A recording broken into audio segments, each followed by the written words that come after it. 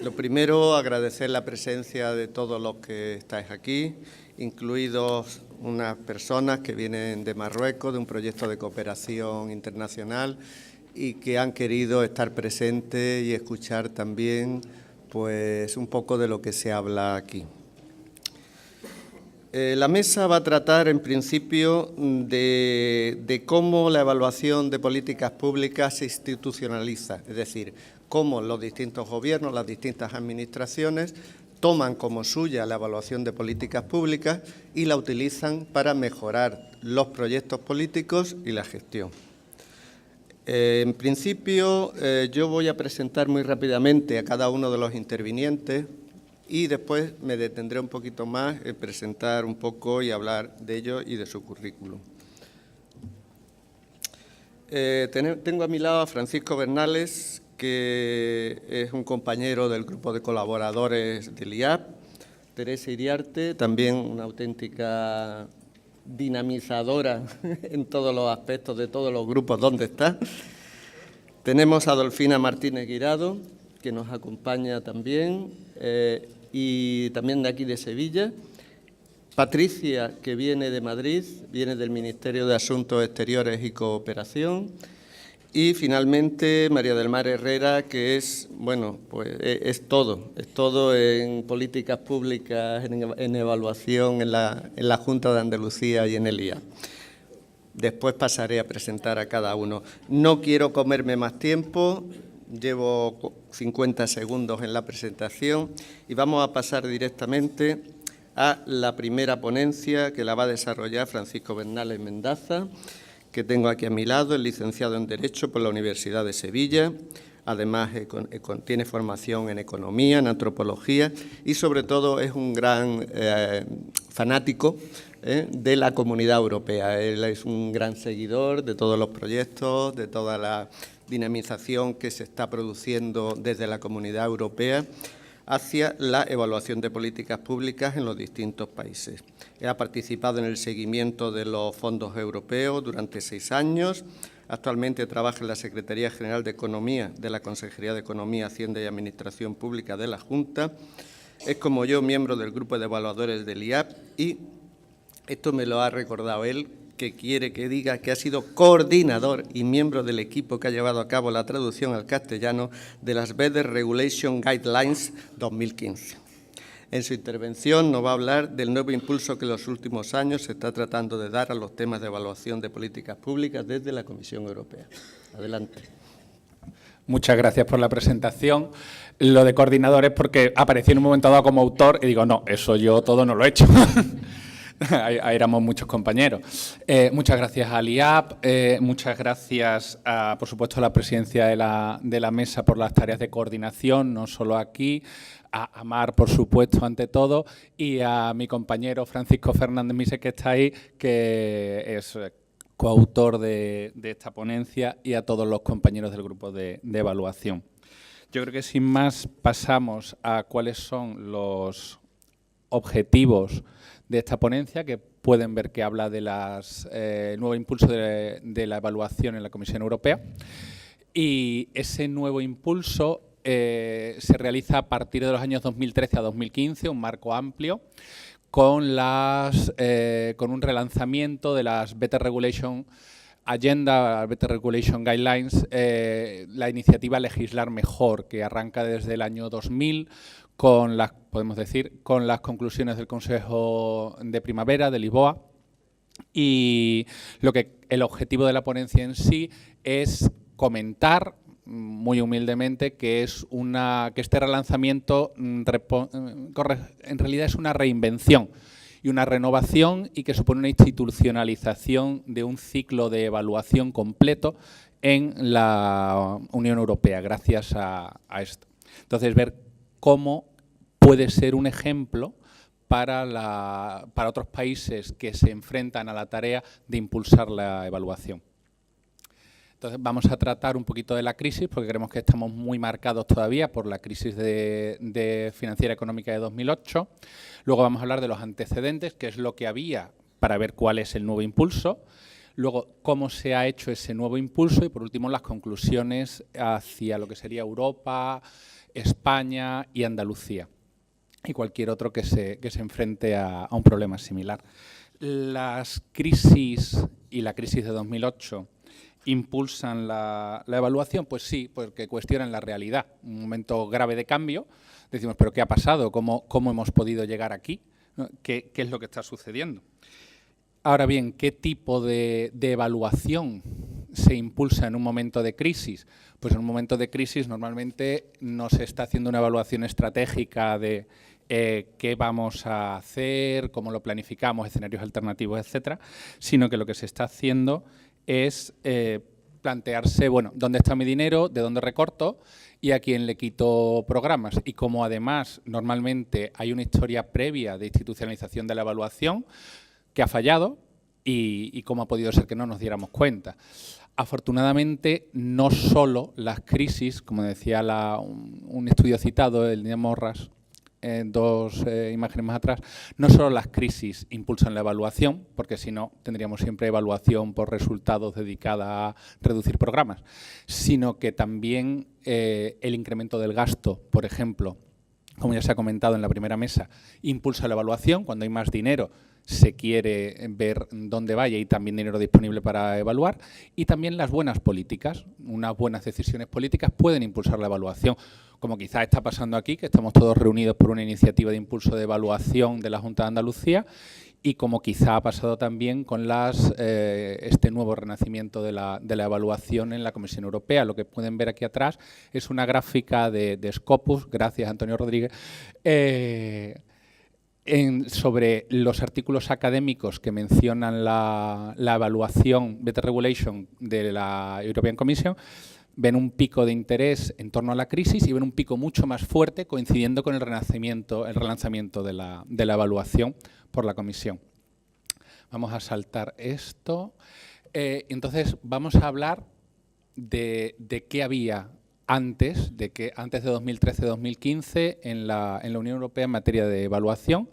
Hay una serie de fases clásicas de los teóricos más asentados en evaluación sobre qué etapas han seguido la evaluación desde los años 60, de optimismo, de pesimismo, de institucionalización, de carácter científico, enfoque de arriba abajo, de carácter dialogante, democrático y de carácter, bueno, neoliberal. Nosotros no sabemos autocrítica, no sabemos gestionar, vamos a darle esto al mercado.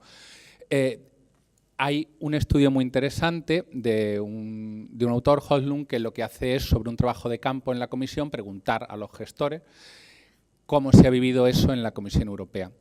Desde la Comisión, Hoslund fija un periodo del 80 al 94 de felicidad, porque es cuando arranca la evaluación, con evaluaciones muy centradas en los programas, con sus propios indicadores y por lo tanto, discutibles, poco comparables, pero con una gran sensación de utilidad.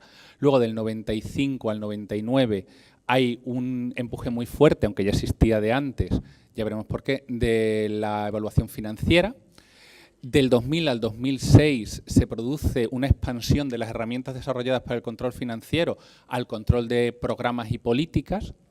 Y de 2007 a 2014, según Hoslund, ya se entra en esa idea de un control ex ante y ex post. Se exporta con fuerza a la normativa, al marco regulatorio. Y el quinto periodo es en el que estaríamos ahora, que es el periodo de relanzamiento. Voy a pasar que me he saltado todo. A ver. ¿Por qué se caracterizan todos estos, o qué pasaba con las, siguiendo a otro autor, Smithman, en la Unión Europea lo que había era lo que luego son las Better Regulation Guidelines 2013-2015, estaba fragmentado, lo que había era fragmentación. La fragmentación era hasta terminológica, es decir, tenemos el Impact Assessment para la evaluación ex ante, y Evaluation para la evaluación ex post, que es una diferencia terminológica que incluso genera escuelas de pensamiento diferentes, pero que no tiene sustancia real esa separación. Y hay una separación también de herramientas. La evaluación financiera arranca como mínimo en el 90, después del 89, una crisis anterior, y arranca como evaluación financiera ex post, y luego, a partir del 95, una reforma del Financial Regulation, de lo que sería nuestra Ley General Presupuestaria, introduce también la evaluación financiera ex ante, y eso es lo que provoca el periodo 95-99 de hegemonía financiera, porque ya tienes evaluaciones ex ante y ex post de carácter financiero. Y llega y recibe unas críticas fuertes por parte de la doctrina diciendo bueno, que se entran unos rituales de verificación financiera, pero que falta esencia. Entonces, se desarrollan otras herramientas o se intentan desarrollar otras herramientas. Voy a volver un poquito para atrás. Tic, tic, tic, tic. Se fija, por un lado en el 2000 aparece el término Better Regulation y dicen, bueno, pues otro problema que tenemos es que tenemos un marasmo normativo inmenso y un marasmo burocrático. Así que vamos a reducir. Esta es la segunda pata. La primera pata financiera, la segunda. Y para esto se recurre a la codificación de normas, al intento, no se sabe muy bien entonces cómo, de reducir la burocracia y bueno, a ese tipo de actuaciones. Y luego tiene una derivada interesante que es que genera la ping, ping, ping, ping, ping, ping, ping. Dicen, bueno, pues vamos a codificar los informes de seguimiento de lo que no es financiero. Entonces tenemos por un lado seguimiento financiero, por otro lado el seguimiento de... O sea, el intento de atajar el marasmo normativo y por otro lado cogemos las herramientas financieras y las pasamos a una herramienta para el control ya de programas. Entonces aparecen las Integrated Guidelines on Impact Assessment y un acuerdo con el Parlamento, un acuerdo interinstitucional para la parte de las leyes.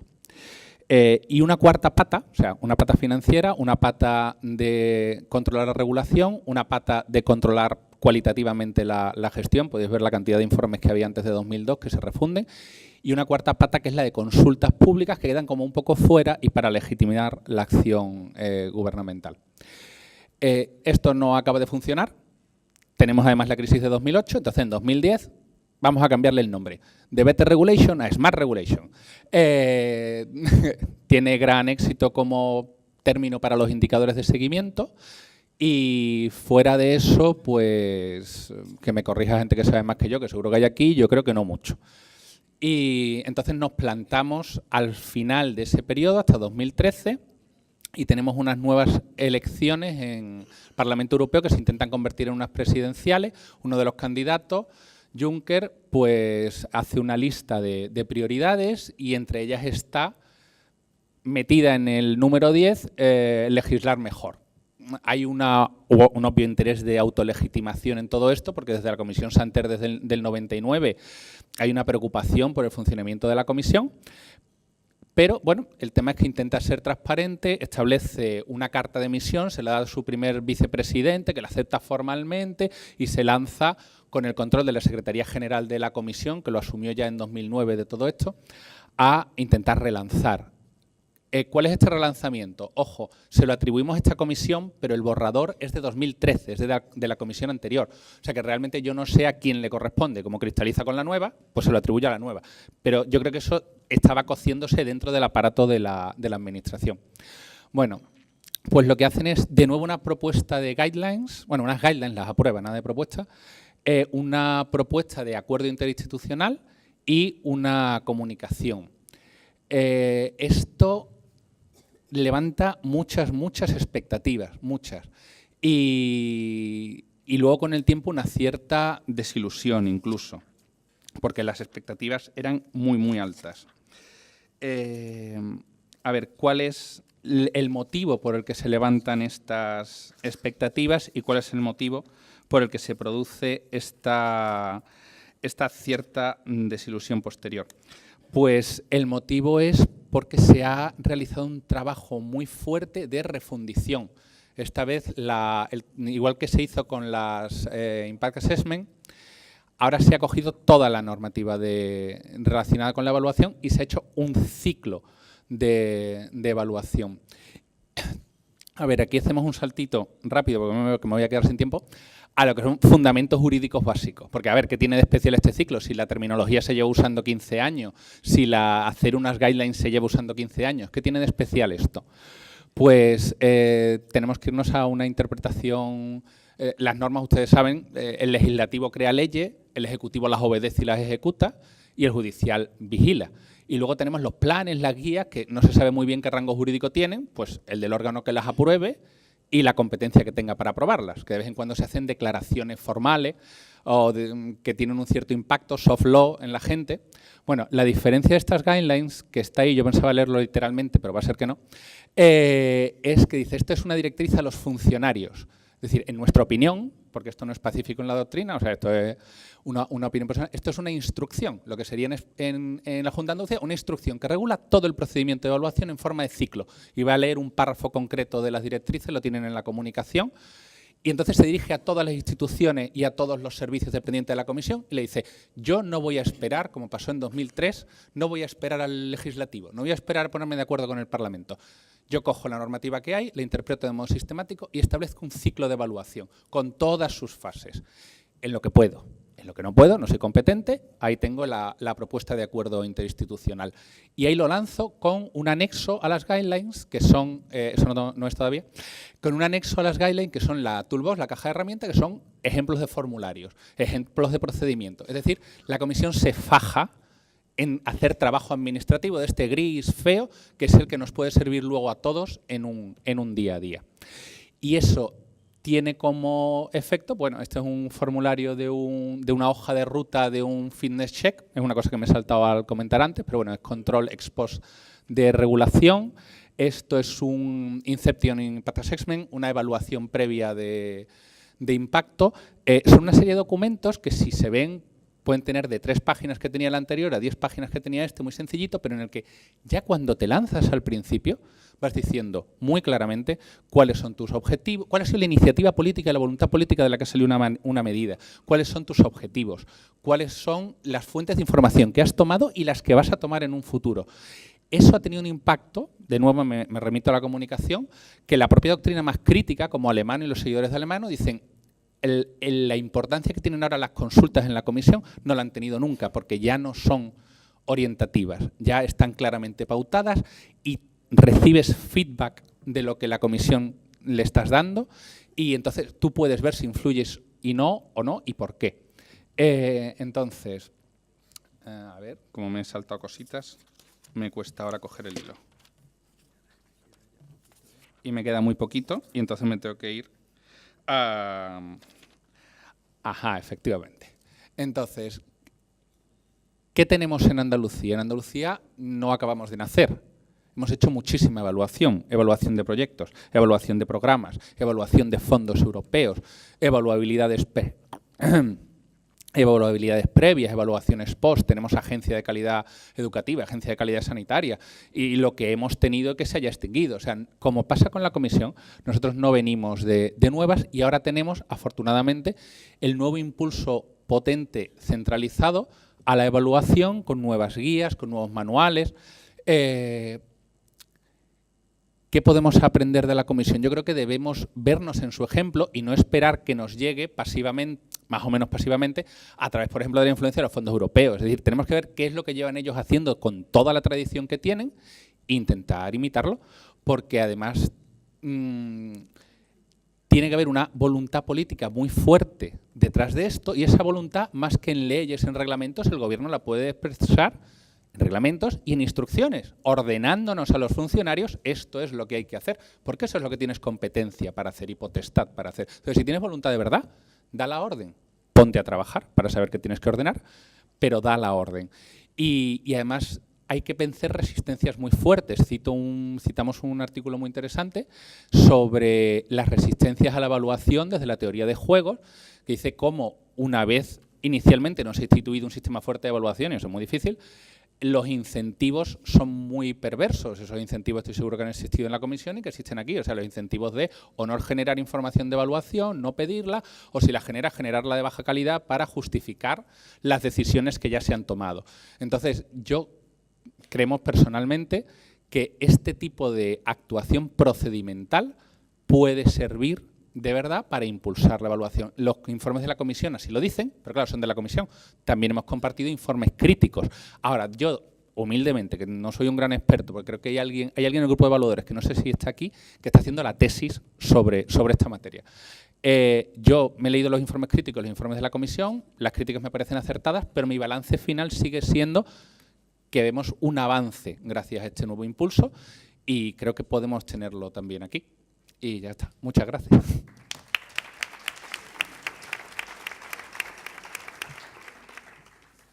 Gracias a ti, Francisco, por intentar ajustarte lo más posible al tiempo del que disponemos. A continuación, Teresa Iriarte de los Santos, que es trabajadora social, aparte funcionaria de la Junta, ha trabajado también en proyectos de cooperación internacional y en diversas administraciones locales. Actualmente tenemos la suerte de contar con ella en salud, trabaja en la Delegación Territorial de Sevilla y tiene responsabilidades en tareas de planificación y evaluación del cuarto Plan Andaluz de Salud. Una auténtica experta en evaluación de políticas públicas, forma parte del grupo de personas evaluadoras del IAP prácticamente desde el inicio y colabora en diversos subgrupos del mismo.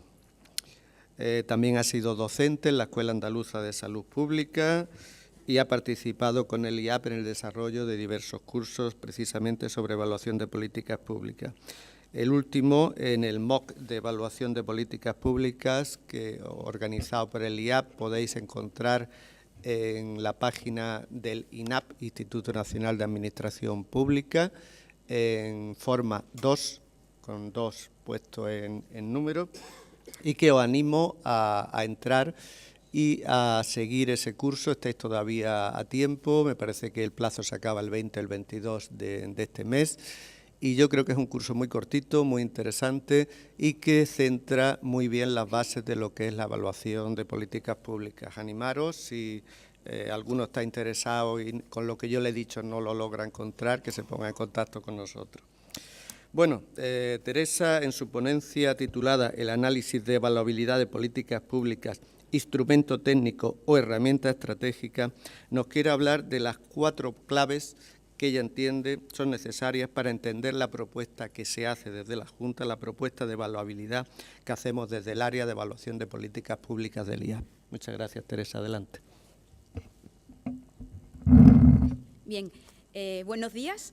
Muchas gracias, Luis, por tu amable presentación. En estos minutos que tengo por delante, pues voy a tratar de compartir 4 elementos clave para entender esa propuesta de análisis de evaluabilidad que estamos realizando, en el que venimos trabajando desde hace año y medio, desde el área de evaluación de políticas públicas. De forma previa, sí quiero hacer un esbozo del concepto de evaluabilidad. Bueno, hemos hablado mucho de ese concepto, ¿no? Pero bueno, creo que no está de más dar un pequeñito esbozo. La evaluabilidad, dicho de una manera muy simple, es la capacidad que tiene un plan de ser evaluable. Dicho de una manera un poquito más elaborada, lo podemos definir como un proceso sistemático de identificación de aspectos fuertes y de aspectos débiles, o aspectos que favorezcan o aspectos que dificulten el proceso de una evaluación de una intervención pública. A lo que vosotros me podéis decir, pero no todos los planes son evaluables. Yo os podría responder de forma teórica, pero quiero hacerlo con un ejemplo.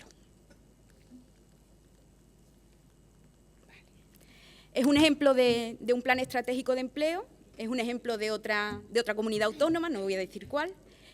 Si os fijáis, esto es un pantallazo del índice, ¿vale? Leo los epígrafes. Introducción, la situación del mercado laboral, plan de actuaciones, evaluación y seguimiento y el anexo. ¿Qué es lo que falta?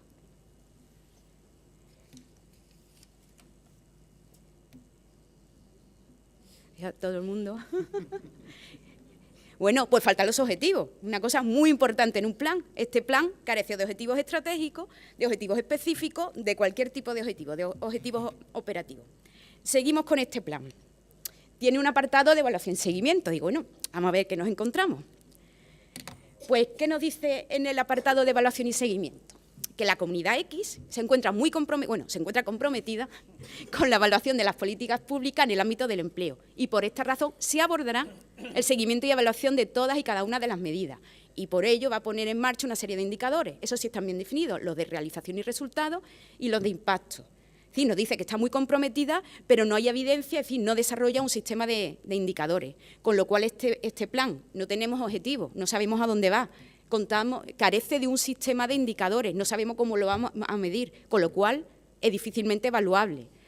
Haciendo una analogía con unas palabras que decía ayer el profesor Villoria, si decimos que la evaluabilidad es la respuesta, ¿cuál es el problema?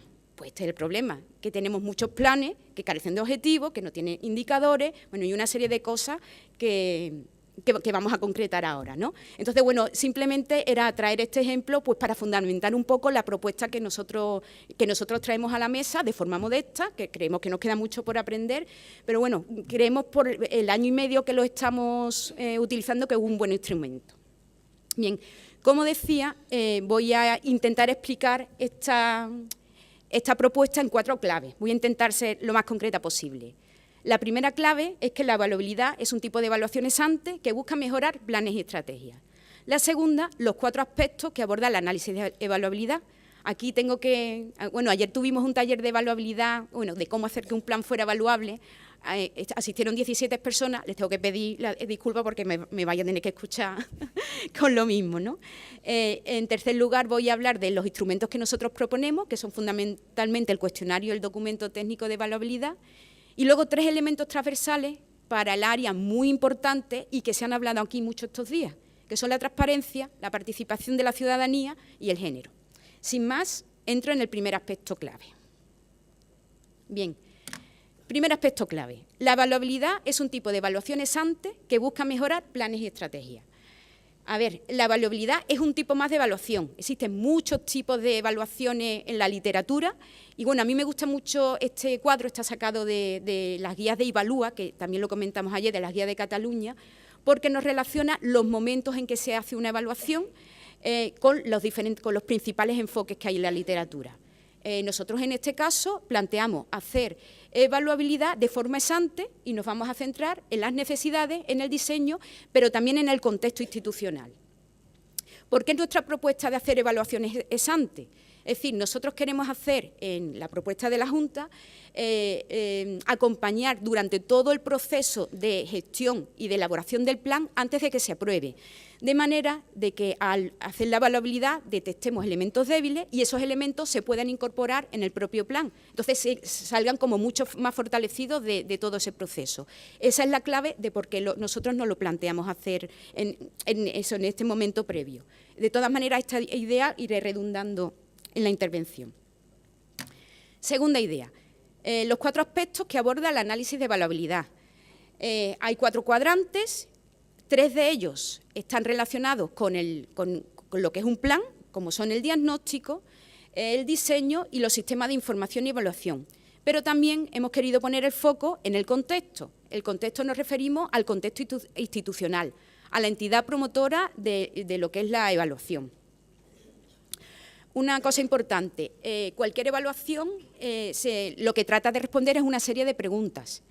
En la evaluación, en el análisis de evaluabilidad, digamos, la pregunta general sería, ¿es viable hacer una evaluación?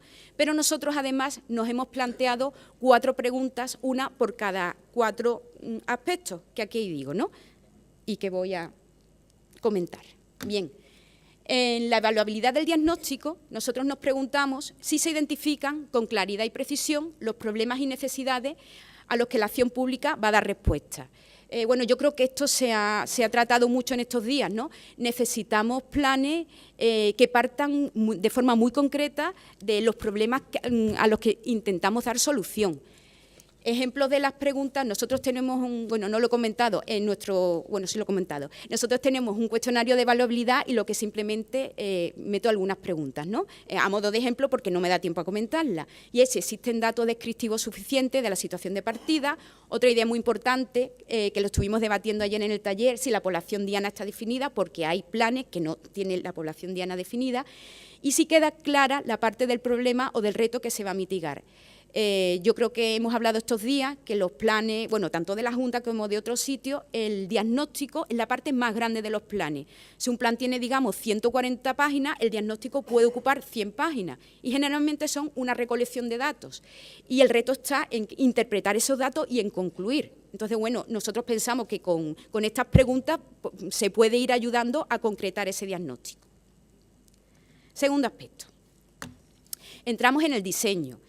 La pregunta de evaluación que nosotros nos realizamos es la siguiente. ¿Es el diseño de la acción pública coherente con la situación de partida, es decir, con el diagnóstico, claro en sus planteamientos, objetivos y acciones previstas? ¿Se considera viable? Aquí vamos a poner el foco pues, un poco en la correlación de los problemas, de los objetivos, de las acciones, un poco en el tema del marco lógico que comentaban en la mesa anterior. Ejemplos de las preguntas, si los objetivos están relacionados con los problemas, si existen objetivos estratégicos, ya hemos visto que hay planes que carecen de cualquier tipo de objetivo. Bueno, los objetivos estratégicos son aquellos que nos informan del éxito de la política, hacia dónde queremos ir. Sin ello va a ser difícil evaluar. Y otra idea importante que la tenemos en esta pregunta es si existe base científica, evidencia o buenas prácticas. Muchas veces vemos que en los planes... A ver, vamos a ser sinceros, muchas veces los planes, si es una tercera edición, pues seguimos con la segunda edición, es decir, nos copiamos de la segunda edición o incluso de la primera, pero no nos cuestionamos cuál es lo que se llama la teoría del programa, qué es lo que está implícito, cuáles son las hipótesis que nos dicen que las medidas que vamos a desarrollar pues van a resolver los problemas. Y bueno, con esto, con las preguntas de evaluabilidad también intentamos destripar esta idea, ¿no? Tercer aspecto que aborda el análisis de evaluabilidad serían la evaluabilidad de los sistemas de información y evaluación. La pregunta que nosotros hacemos es, ¿existe información accesible, clara, fiable y suficiente para el seguimiento y evaluación? Y aquí, sobre todo, vamos a poner el foco en los indicadores. Que no existan indicadores no solo pasa en el plan este que hemos encontrado, nos hemos encontrado también planes nuestros que también dicen desarrollaremos indicadores. Si nosotros hacemos la propuesta de evaluabilidad, vamos a intentar que existan indicadores y, sobre todo, no solo indicadores de realización, que son los que más suele haber en los programas, porque si no lo que se hace es una monitorización de las actividades. Necesitamos indicadores de resultados, como se ha comentado en la mesa anterior, y necesitamos indicadores de impacto. Yo sé que esto es complejo y, bueno, vamos a ir dando pequeños pasos, ¿no? Bien, prosigo. El cuarto aspecto que aborda el análisis de evaluabilidad es el contexto institucional. Aquí vamos a preguntarle a la institución y vamos a valorar si existe un compromiso firme, si se cuenta con los recursos necesarios y si se van a difundir los resultados. Esto va muy relacionado con el tema de la transparencia, como he comentado antes. Ejemplos de preguntas. ¿Se prevé un mecanismo de coordinación de seguimiento y evaluación? ¿Se prevé la participación de las partes interesadas en el sistema de seguimiento y evaluación? Creo que en la mesa anterior salía que era muy interesante que a la hora de evaluar tener en cuenta pues, todas las partes implicadas, no solo los propios gestores. De ahí que nosotros hemos metido pues, todo el transversal de la transparencia, de la participación y demás. Bien. Pues con esto, una pincelada muy breve, porque es que esto da para un curso de 3 días, pero bueno, que sí quería mostrar un poco cuáles son las características de nuestra propuesta, ¿no? Ahora sí que les quiero presentar los instrumentos, sobre todo el que venimos trabajando desde hace año y medio, que es el cuestionario de evaluabilidad, que ya lo hemos probado por lo menos con 15, 20 planes, y el documento técnico de evaluabilidad. El cuestionario de evaluabilidad tiene 59 preguntas tipo checklist, que se responde sí, no y en parte, y tiene 12 preguntas abiertas.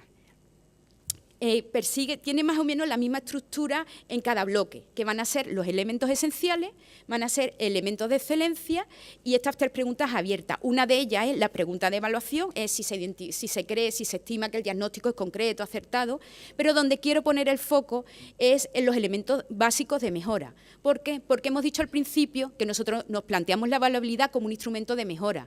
Entonces, lo que queremos hacer en ese proceso, mientras se está gestando el plan, de identificar una serie de aspectos más débiles, nosotros aportar información a los responsables del plan de manera que ellos lo puedan incorporar.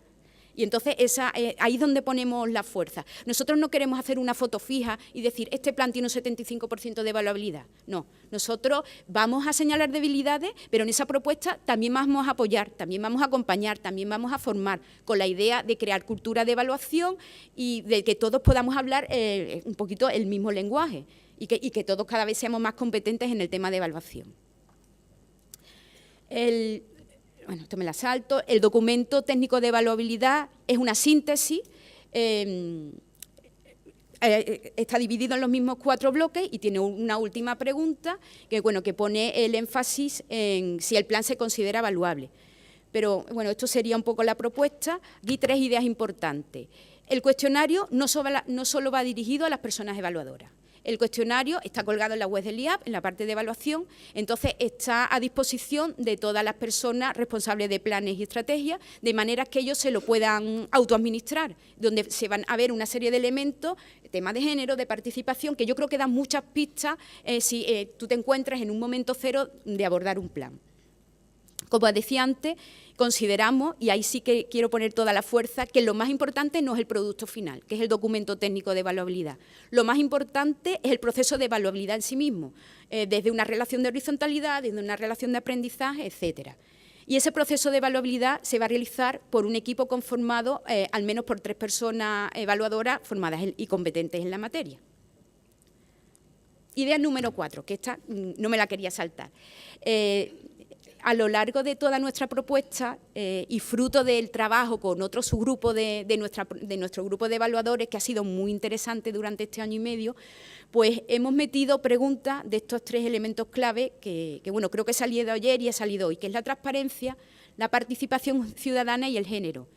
Y no solo porque existe un imperativo legal, que en Andalucía pues tenemos ley de transparencia, recientemente ley de participación y ley de género, sino transparencia por un imperativo ético. Tenemos que ser transparentes con lo que hacemos y con la evaluación del programa, con la planificación de los programas.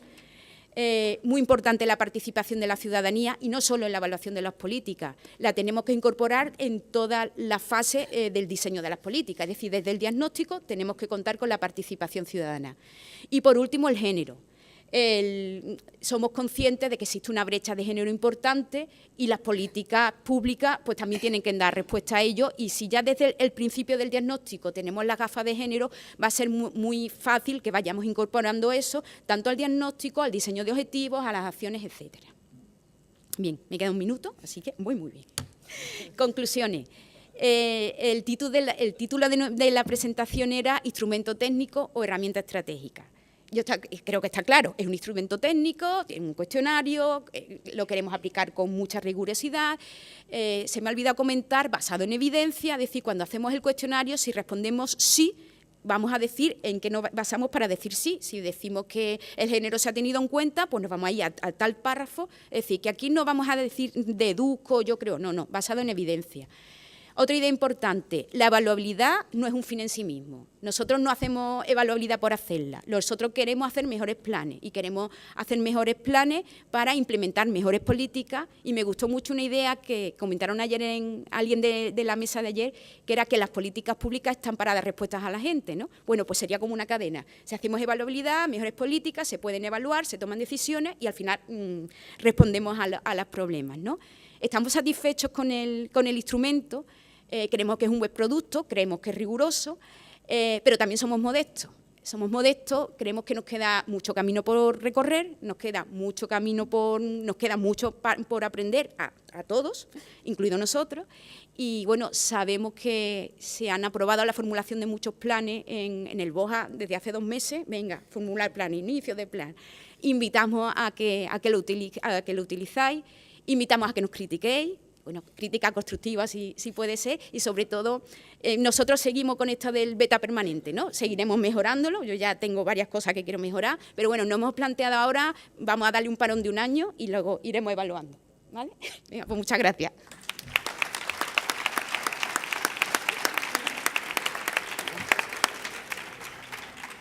Muchas gracias, Teresa, por el esfuerzo de síntesis. Yo he trabajado ese cuestionario, creo que es un gran instrumento, quizás le falten algunas cositas, pero es... Bueno, la verdad es que es muy completo. Ya hablaremos ella y yo de lo que puede faltar. Bueno, a continuación, dando las gracias por el esfuerzo de síntesis, a Teresa os presento a Adolfina Martínez Guirado, que es licenciada en Economía y en Administración y Dirección de Empresas por la Universidad de Granada y máster en Economía y Desarrollo por la Universidad de Sevilla. En la actualidad se encuentra cursando también un máster en Economía y Evaluación del Bienestar por la Universidad Pablo de Olavide.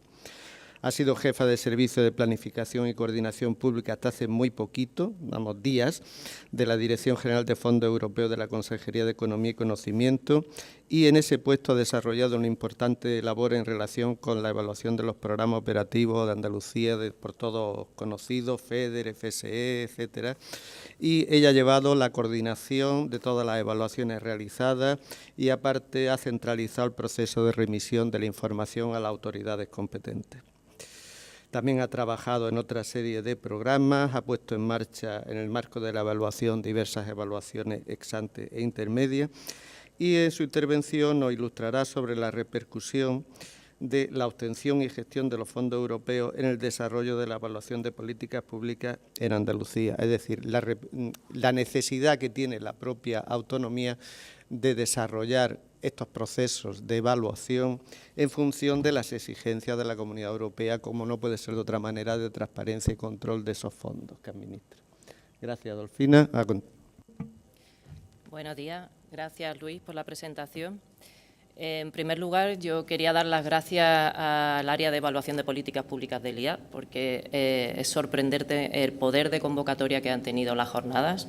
Los que no hemos dedicado al tema de la evaluación hasta hace muy poquitos días, como decía Luis, siempre lo hemos concebido como un trabajo de gabinete solitario, debajo del flexo, en el que uno se ponía a pensar y a ver en qué cosas pensaba, ¿no? Entonces, ver cómo este germen se disemina y va calando en la Junta, sin duda con la apuesta firme que ha hecho el IAP por esta nueva forma de entender la evaluación, nos tenemos que alegrar todos, desde luego. Me parece que ha sido todo un éxito. En segundo lugar, quería dar las gracias a la compañera coautora de la ponencia. Yo soy la cara visible aquí, por aquello de la experiencia, un poco por cerrar un ciclo casi, pero Juani García Simón, que la tenemos allí sentada arriba, la de rojo, efectivamente, ha sido coautora. Sin el trabajo de ella, por supuesto, no podría estar aquí sentada ni podríamos tener el material que tenemos. Y en tercer lugar, antes ya de entrar en materia, pues quería decir que efectivamente desde hace hoy justo una semana he cambiado radicalmente de perfil, de puesto de trabajo, de tarea y de responsabilidades, pero en el corazón sigo llevando, aunque suene cursi, el tema de la evaluación. Sabéis que esto engancha, es una forma de entender el desarrollo del trabajo del día a día, y entonces, aunque ya no pasará a ser mi ocupación principal, porque me debo a otros menesteres, no sé si tan divertidos, sí que seguiré colaborando con el equipo de evaluación de expertos de políticas públicas, porque es enriquecedor y entiendo que bueno, algo aprenderé seguro y podré aportar en las medidas de mis posibilidades. Y ya entrando en materia, que entiendo que estos minutillos habrán sido del tiempo de descuento, Luis, sí que voy a intentar explicar de manera muy rápida y concisa, porque tenemos los avisos continuos con la tarjetita blanca, cuál ha sido el papel que la Comisión Europea ha jugado en todo este proceso de institucionalización, no la vuelvo a repetir la palabra, no me sale, de la evaluación de los fondos, de las políticas públicas en Andalucía y de los fondos europeos, porque no puede ser de otra manera. Entonces, bueno, ¿cuál es el objetivo de la ponencia? ¿De qué me voy a centrar? ¿De qué voy a hablar? Voy a hablar, como decía, de cómo el impulso que ha ejercido la Comisión Europea ha sido clave a la hora de marcar el paso, de marcar el ritmo en el área de planificación y de evaluación de los fondos europeos y ya por extensión también de la planificación económica regional.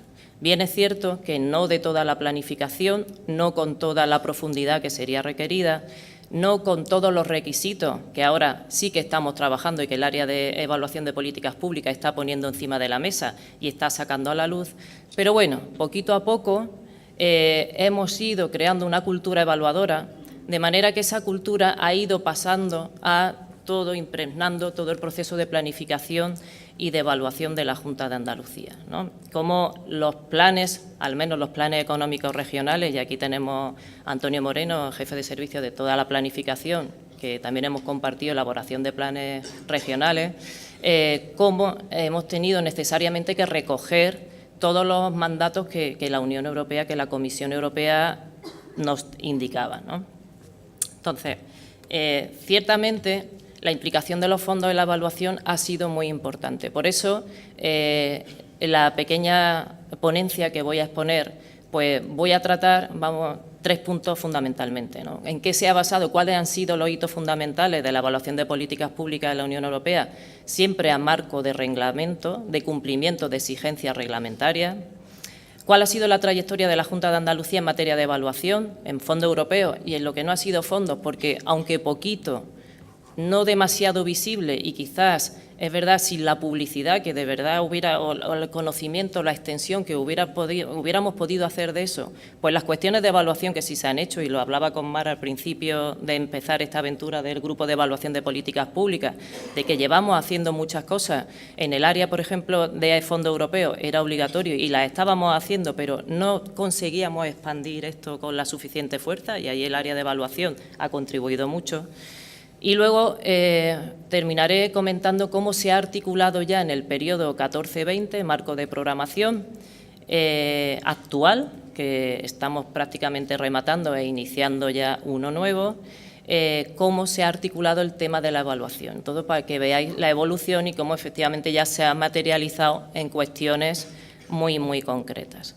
Todo esto está vinculado a la financiación de los fondos estructurales, ¿saben? El Fondo Europeo de Desarrollo Regional, FEDER, que algunos tenéis la suerte o la desgracia de sufrirlo, el Fondo Social Europeo, el Fondo Social, que también lo gestionáis, y vinculado, como digo, a esa financiación. Yo recuerdo una frase que me dijo un compañero ya jubilado, Norberto, que al entrar a la Junta, yo recién entrada, aterrizada en la Dirección General de Planificación, me contaba: si tú quieres motivar a alguien de verdad, tócale el bolsillo, que verás cómo te hace caso, ¿no? Entonces, la comisión, que lo tiene eso bastante claro, vincula los mandatos de la evaluación con la financiación, con la obtención de fondos, y nos motiva de esta manera, ¿vale?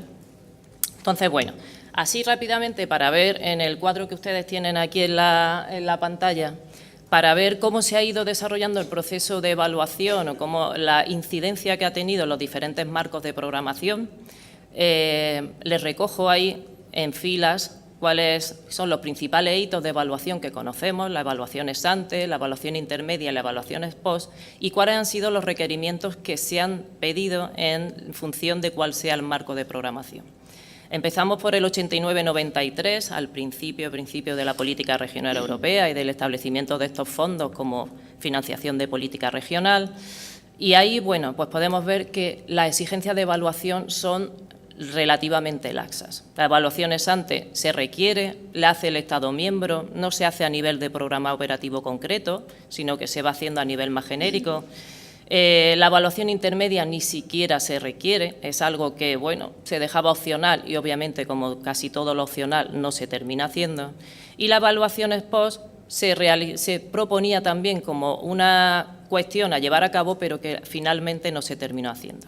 Los sucesivos marcos, 94-99 y 2000-2006, se fueron incrementando las exigencias en materia de evaluación. Ya se exigían las evaluaciones ex ante no solo a nivel de Estado miembro, se exigían también a nivel de programa operativo regional concreto, con lo cual se descendía un poquito más y se analizaba con más detalle qué es lo que decían los documentos de programación, planificación, que viene a ser lo mismo. Y tanto la ex ante como la intermedia y las ex post fueron cuajando un poquito más, fueron teniendo mayor peso, la comisión entendía que tenían que tener un poquito más de relevancia, y lo fue a golpe de reglamento, como decía al principio, fue estableciendo que efectivamente se contemplaran y ya dejaran de ser opcionales y empezaran a ser un poquito más obligatorias, digamos. En el 7.13 también se materializó esto con un poquito más de fuerza, pero no fue hasta el 14.20, el marco actual que ahora tenemos, que estamos gestionando, cuando ya se ha materializado realmente cuáles son las obligaciones en materia de evaluación. ¿Por qué? Porque la comisión, sabedora, conocedora de que no podemos empezar la casa por el final, por el tejado, sino que tenemos que empezar por el principio. Y en esto me apoyo en lo que decía Teresa y en lo que decía Curro. Primero necesitamos los fundamentos teóricos para poder tener conocimiento de qué queremos hacer. Después necesitamos buenos planes. Tenemos que tener un plan que sea evaluable y que podamos evaluar, si no la evaluación sin la buena planificación no sirve para nada. Con lo cual, conocedora de esto, como digo, la Comisión Europea fue marcándose sus propios objetivos y durante los primeros marcos se centró en aspectos de implementación de los programas. Sembraba la semilla de la evaluación, se contemplaba como algo que había que ir trabajando, que había que ir impulsando y que tendríamos que tener cada vez más en cuenta, pero entendía que teníamos que tener otras etapas superadas. Teníamos que tener una buena planificación, una buena gestión y aquellos que lo sufren también un buen control y gestión de verificación de los fondos europeos. Una vez que entiende que eso ya está sabido, que ya lo podemos dar por conocido y por bien practicado, pasamos a la siguiente etapa en la que nos tenemos que centrar en la gestión orientada a resultados. Fíjense que no es cualquier cosa lo que estoy diciendo, porque la propia planificación ya, cuando te están diciendo que tienes que estar gestionando y planificando con el ojo puesto en los resultados, ya te obliga a cambiar tu forma de entender los planes, tu forma de programar y tu forma de plantearlo. Entonces, primeros periodos de aprendizaje, 14-20 de gestión orientada a resultados y 21-27, que es lo que se está gestando ahora mismo, exactamente en la misma línea. No quiere la Comisión que les contemos lo bien que nos gastamos el dinero porque ejecutamos y porque no lo gastamos todo, hasta ahí podríamos llegar, sino que quiere que le digamos en qué nos lo hemos gastado para conseguir los objetivos que teníamos pendientes, ¿vale? Entonces, 14-20, golpe de reglamento puro y duro, obligaciones en materia de evaluación clarísimas. De hecho, se puede decir que superpuestas, están por encima de otros aspectos que en otros marcos se consideraban claves. ¿Cuál ha sido la trayectoria de la Junta de Andalucía en materia de evaluación de fondos europeos? Bueno, ha estado, como decía antes y como adelantaba, muy vinculada al proceso de planificación, de programación económica general que se ha ido llevando desde el inicio de la autonomía. No se puede entender esta importancia del proceso planificador sin ponerlos totalmente en relación. O sea, se ha ido planificando, se ha ido gestionando y introduciendo el germen, o la semilla, mejor dicho, de la evaluación conforme hemos ido avanzando. ¿Por qué? Primero, porque se empiezan a dar cuenta los diseñadores de la política económica regional, los que planifican política regional europea, que efectivamente es conveniente compartir los objetivos de los que propone la Unión Europea, ¿no? La Comisión Europea. Esos objetivos, alinearse, perseguir los mismos resultados, conseguir lo que quiere Europa para todos, ¿no? Y en segundo lugar, y relacionado con lo del bolsillo y con el tema financiero, porque efectivamente mucha parte de la financiación de los programas, de los planes económicos generales, se nutren de la financiación de los fondos europeos, con lo cual, si queremos tener esa financiación de fondos europeos, necesariamente tenemos que cumplir con los requisitos que establece la normativa comunitaria. En este cuadro, que es verdad que aquí no se ve tan claro, pero que tienen en la ponencia, lo que quería poner de manifiesto es como tres cosas fundamentalmente. Cómo se ha ido mimetizando y se han ido confluyendo los periodos de programación a nivel de política económica regional y de marco financiero plurianual de programación de fondos europeos. Al principio de la autonomía empezamos con el primer plan 87-90, luego el 91-94 y ahí coincidía con el marco de programación 89-93. Hubo algunos desajustes temporales, pero ya finalmente en el marco 713, 2007-2013, se concluyó que había que hacer coincidir los horizontes temporales de la planificación y los horizontes temporales de los programas operativos para que todo estuviera contemplado dentro del mismo instrumento, para que efectivamente se pudiera llevar a cabo un proceso de evaluación de la política regional europea a la misma vez que de la propia planificación económica general, ¿no? Entonces, vamos viendo cómo se van ajustando los periodos de planificación de los horizontes temporales. Otro aspecto importante que quería resaltar es estos programas, los planes económicos generales, tienen un capítulo dedicado a la evaluación del propio plan. Pues empezamos con los primeros planes, el 87-90 y 91-94, y ahí vemos que sí que existe un capítulo, pero un capítulo que se denomina ejecución, control y revisión. La palabra evaluación no aparece en ningún sitio.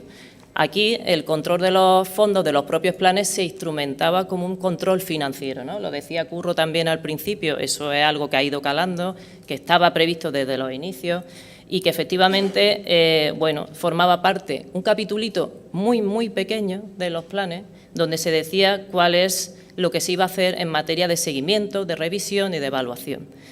Y de revisión del plan. La evaluación como tal aparece ya en el marco 713 y, por supuesto, en el 1420, ya se aparece un capítulo específico en los planes económicos generales donde se dice que necesariamente tienen que ser evaluados y que además hay que responder de cuáles son los objetivos, y vuelvo a lo que decía Teresa, que tenían que estar definidos, porque si no, que íbamos a medir los objetivos de los planes. ¿Qué cosas hemos hecho en materia de evaluación? Pues muchas cositas, todas las que ustedes pueden ver aquí en la última columna del todo, pues son ejercicios evaluativos que se han llevado a cabo. A veces lo ha hecho el Estado porque los programas eran nacionales, entonces ha hecho la evaluación ex ante de los marcos, a veces ha hecho la evaluación intermedia, otras veces nosotros ya, y en el marco 94-99, pues hacíamos experiencias evaluativas, ¿no? Aquí les pongo una foto de los documentos que he encontrado en los archivos, ¿no? Donde ya para el marco 94-99, y seguramente señor Cortecero le sonará mucho este tema, pues se hacía ya un análisis de evaluabilidad, ¿no? Ya, o sea, estas palabras que ahora parece que nos suenan a todos como nuevas y cosas que estamos diciendo, estas cosas ya se estaban haciendo obligadas, como decía, por el tema de la obligación de la Comisión Europea, de la financiación, ¿no? Entonces, hicimos muchas cosas, se hicieron, no hice yo, en algunas he participado, en otras no. Y había evaluaciones finales del marco 89-93, parece que esto es como de paleolítico, ¿no? Casi, pero ahí está el documento y ahí lo tenemos hecho. Y luego había evaluaciones ex ante, o sea que ya llevábamos también haciendo evaluaciones ex ante en el ámbito de los fondos europeos, algunas nacionales, otras regionales, como lo decía, ¿no?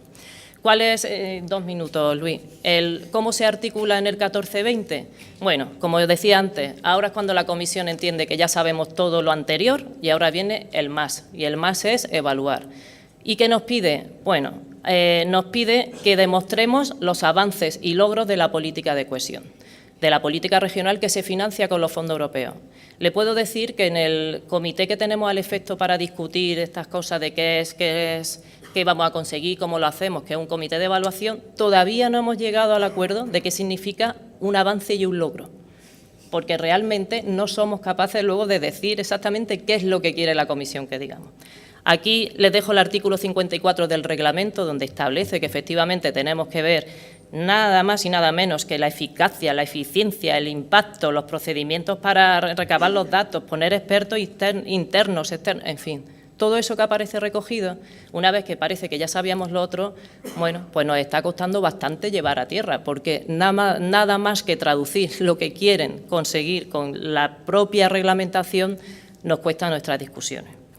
Como además del reglamento entiende que tenemos que hacer más cositas y que hay que dejarlo por escrito porque lo opcional finalmente lo cumplimos pocas veces, nos ha obligado a hacer lo que se llaman planes específicos de evaluación de cada programa operativo, del programa operativo FEDER y programa operativo Fondo Social, donde nos comprometemos por escrito en un documento que forma parte de una decisión de la Comisión Europea, o sea, vinculante al máximo nivel, a hacer evaluaciones de los programas en sí, como los conocen ustedes, bueno, tienen sus propios objetivos como documentos de programación europeo, pero es más, es que nos comprometemos a hacer evaluaciones complementarias para ayudar a entender todo el proceso de consecución de logros y resultados, o de logros y avances, dentro de la implementación de la política económica regional, ¿no? Entonces, no nos ha quedado más remedio que hacerlo, y lo digo no por queja, sino porque hay cosas que todavía tenemos que seguir trabajando, pero están esos dos planes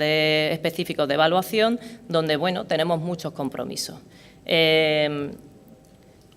Con esos compromisos tiraremos para adelante, bueno, tirarán otros ahora que yo voy a otro sitio, pero seguramente con muchísimo éxito, y solo me queda destacar dos ideas y termino ya en 30 segundos.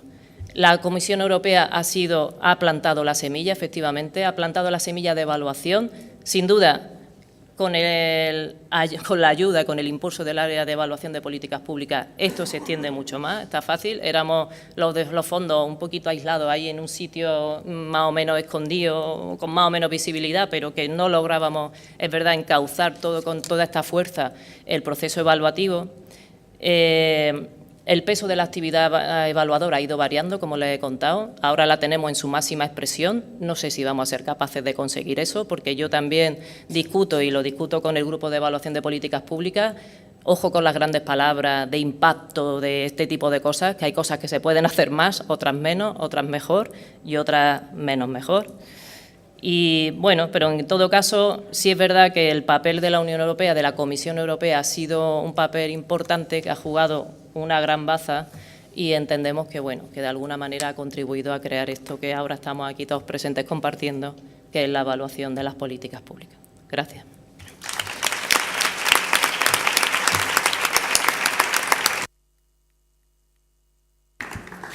Bueno, no hay duda de que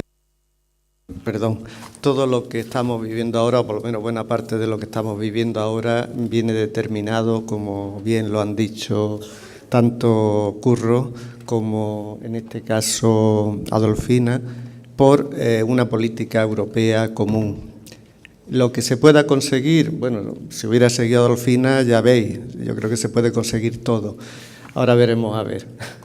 Bueno, muchas gracias, Adolfina, por tu charla práctica, didáctica, y te he regalado 4 minutos. Ya, por eso te lo he descontado. Bueno, a continuación tenemos la gran suerte de tener con nosotros a Patricia Santolaya Peralta.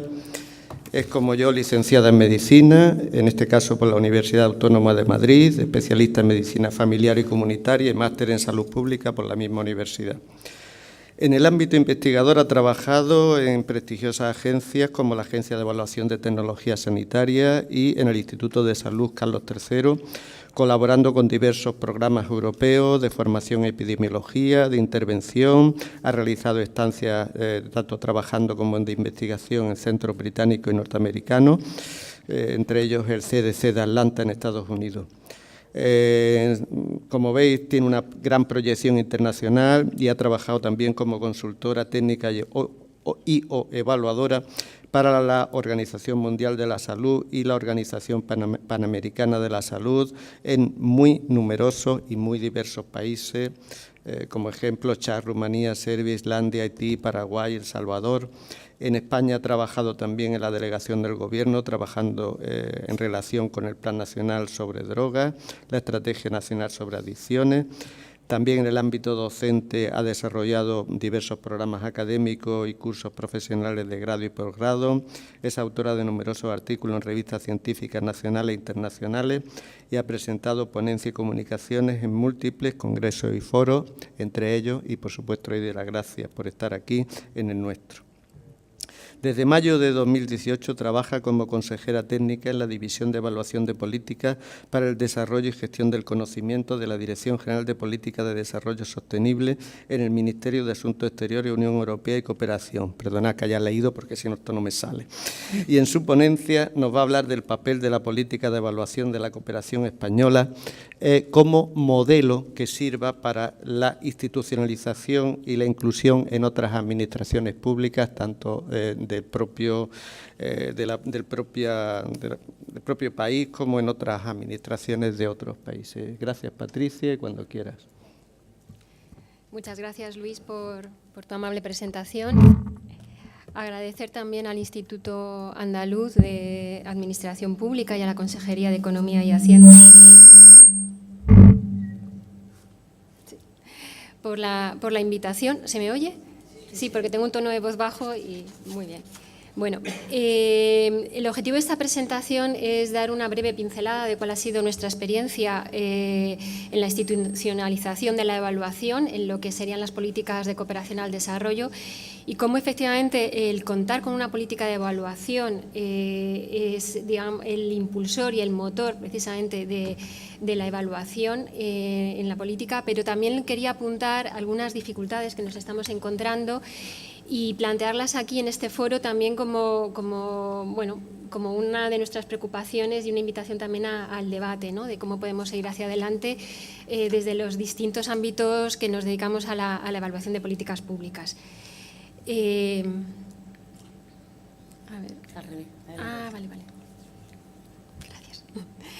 Bueno, ¿qué decir de la función evaluadora en cooperación? Es un elemento básico de la política de cooperación para el desarrollo. Por un lado, para conocer, como en cualquier política, el grado de eficacia y acierto en la consecución de objetivos,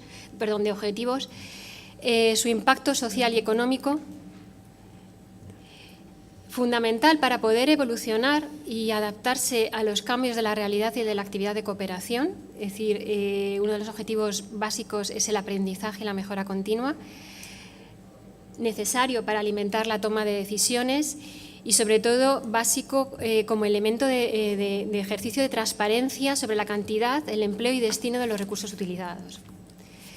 De la calidad y amplitud de la política de evaluación depende en buena parte de la calidad y prestigio de la política de cooperación al desarrollo.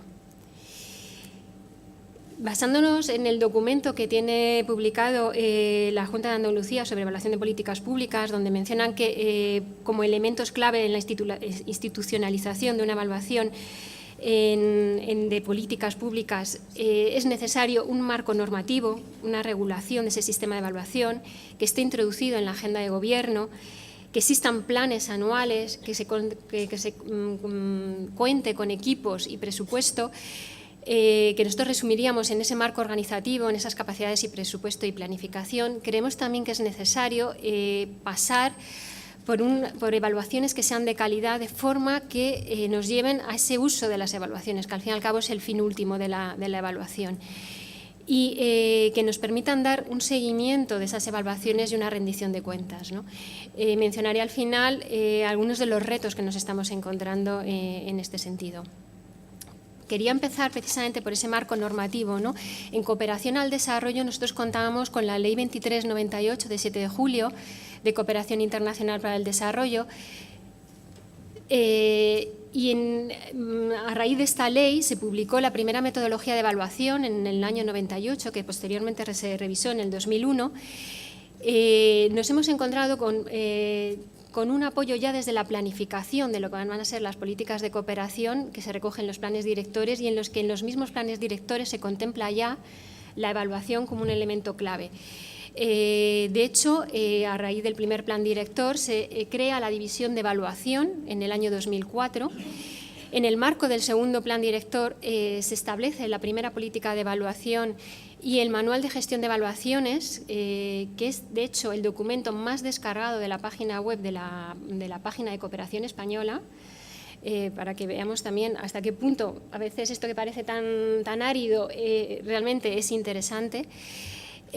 Bajo el tercer plan director empieza ya a hacerse una revisión de lo que es nuestra política de evaluación y de hecho tenemos un informe de evaluación que nos hizo el CAD, que es el Comité de Ayuda al Desarrollo de la OCDE, en el que puso de relieve que efectivamente se había avanzado mucho en evaluación, se hacían muchas evaluaciones en lo que es la política de cooperación al desarrollo, pero tenían poca trascendencia, esas evaluaciones se usaban poco, ¿no? Y en el marco del cuarto plan director se revisa esa política de evaluación para intentar precisamente hacerla mucho más orientada a su aplicación y que fuera mucho más estratégica. El sistema español de cooperación se caracteriza por su complejidad. Hay múltiples actores, tanto institucionales como de sociedad civil. Y una de las cosas en las que nos llama la atención el cuarto plan director es precisamente que la evaluación debería enfocarse más en generar un conocimiento útil, yo creo que se ha mencionado aquí, que permita la incorporación del aprendizaje. No es tanto evaluar por evaluar, sino que esa evaluación tenga un impacto y que cierre el ciclo, ¿no? Para ello se reformula la política de evaluación como una guía para la acción que se basa en 4 pilares, ¿no? La mejora de la articulación de la función de evaluación en el conjunto del sistema español y en el conjunto del ciclo de la política de cooperación, el incremento de la calidad, la credibilidad y la utilidad de las evaluaciones, que la evaluación sea también una respuesta a los nuevos retos que van surgiendo en la agenda de desarrollo. Han mencionado antes que hemos pasado de los objetivos del milenio a los objetivos de desarrollo sostenible.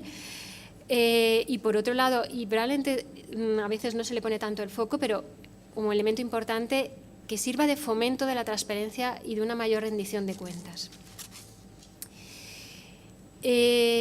En este sentido, la política de evaluación de la cooperación española que se revisa en 2013 define el marco institucional, los diferentes roles y responsabilidades de los diferentes actores, el rol de la función de evaluación y de los principios y enfoques que debe tener en la política de cooperación al desarrollo. Explicita una serie de mecanismos y actuaciones orientadas a mejorar la coordinación, la complementariedad y el trabajo conjunto de los diferentes actores.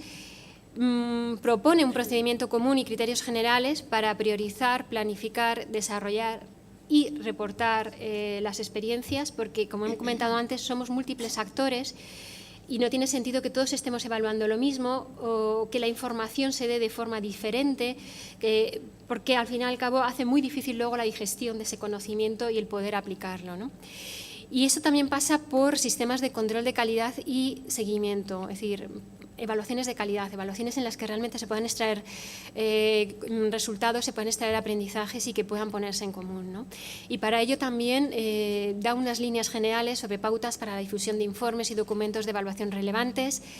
Sobre todo intenta centralizar, y es uno de los trabajos que hacemos desde la división de evaluación, centralizar el conocimiento pero para facilitar el acceso, ¿no? Y reforzar esa rendición de cuentas y ese aprendizaje. Entonces, como comentaba antes, tenemos ese marco normativo que nos da la ley, tenemos el Real Decreto 342-2012 de estructura del Ministerio de Asuntos Exteriores, que también explicita cuáles son las funciones de evaluación y dónde se encuentran.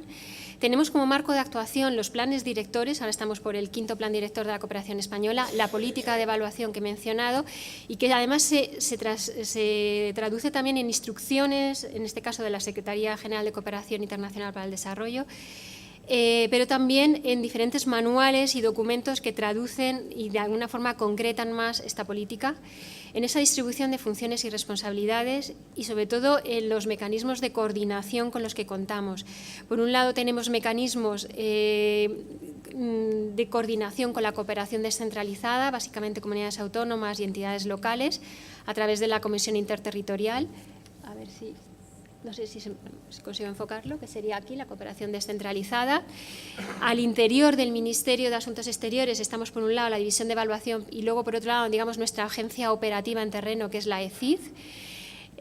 También nos coordinamos con otros ministerios que hacen cooperación, con las universidades, que también son un actor importante dentro de la escena de cooperación, como actores de cooperación, pero también como evaluadores de esa cooperación, y luego con la sociedad civil, básicamente ONGs, que son de los principales ejecutores no solo de la acción de cooperación, sino también de la actividad evaluativa. Asociaciones de derechos humanos, sindicatos, etcétera, a través de un grupo de trabajo conjunto, ¿no? Dentro de lo que sería el Ministerio de Asuntos Exteriores, en el Real Decreto de Estructura que he mencionado antes, se delega o se atribuye a la Secretaría de Estado de Cooperación Internacional para Iberoamérica y el Caribe el mandato de evaluar la política de cooperación, y para separar lo que es la acción de planificación y gestión de la cooperación de lo que sería la actividad evaluativa, se transfiere, digamos, esa potestad a la División de Evaluación y Gestión del Conocimiento. Las funciones básicas de esta división son la programación, coordinación y seguimiento de todas las evaluaciones, no solo las evaluaciones que se hacen desde el nivel central o desde la Administración General del Estado, sino todas las administraciones de las comunidades autónomas, entidades locales, universidades, ONGs, etcétera. La emisión de recomendaciones para la mejora de las intervenciones, la gestión del conocimiento y la publicación de los informes, el fortalecimiento del sistema de evaluación de cooperación española y en los países socios, y esto pasa mucho también por buscar esa calidad evaluativa, el fomento de la cultura de evaluación entre los distintos actores y básicamente también, y bueno, y esto es importante, la participación en redes internacionales de evaluación de políticas. Porque esto nos da también un marco hacia dónde se está avanzando fuera de España. También nos protege muchas veces, nos da, digamos, una justificación de por qué hacemos determinadas cosas, y esto es un marco interesante y de alguna forma obliga a que esa política de evaluación no se diluya, porque muchas veces, como ya se ha comentado antes, pues en épocas de restricciones, y aquí paso a hablar de nuestras capacidades y presupuestos actuales, parece que, bueno, pues a veces la evaluación pasa a un segundo plano, ¿no? Y traigo como un ejemplo ahora, nosotros en la división de evaluación ahora mismo solo tenemos 4 personas de staff permanente, tenemos el puesto de jefe de división vacante, el presupuesto se ha ido reduciendo y efectivamente, y en ese sentido, el contar con una política que nos obliga a presentar un informe anual, a rendir cuentas en el Parlamento, protege de alguna forma esa actividad evaluativa que si no probablemente habría quedado mucho más empequeñecida y mucho más difuminada, ¿no? Y en este sentido, la fortaleza de poder tener por obligación, por mandato legal, realizar una planificación de todas las evaluaciones que se van a hacer durante el año, no solo de las nuestras, de la Dirección General de Políticas del Desarrollo y de la ECID, sino también de otros actores de la cooperación española, es decir, el establecer redes con otros actores de la evaluación, de alguna forma nos sirve también de soporte. Y esto se traduce en un plan bienal de evaluaciones que publicamos en la página web cada 2 años y que anualmente se va actualizando. Nuestra apuesta por la calidad de las evaluaciones, que se traduce en dar formación y capacitación, en asesorar y sobre todo en publicar materiales de referencia como el que contaba del Manual de Gestión de Evaluaciones, que es el documento más descargado de nuestra página web. Estamos trabajando en sistemas de control de calidad, trabajando en una ficha de calidad de las evaluaciones, en las que nos gustaría que los propios gestores de esa evaluación se autoevalúen y nos digan qué calidad tiene y qué extrapolación tienen esas recomendaciones que están haciendo, trabajando en una base de datos de profesionales de evaluación, fomentando el uso de las evaluaciones, y este es probablemente uno de nuestros talones de Aquiles, digamos. Por un lado está la difusión de las evaluaciones, pero lo que queremos es avanzar en esa gestión del conocimiento, en cómo conseguimos sintetizar mejor esos resultados, en agrupar ese conocimiento, en digerirlo, mascarlo y ponerlo a la disposición de todos los actores de la cooperación y de todos los tomadores de decisiones.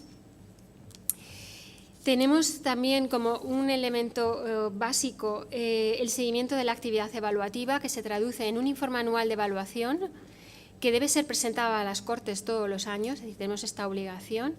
En una serie de respuestas de gestión, una vez que se ha hecho la evaluación, se propone que al año se nos presente qué ha hecho la institución o el plan evaluado para incorporar las recomendaciones de esa evaluación, qué es lo que ha incorporado, qué dificultades han encontrado, etcétera.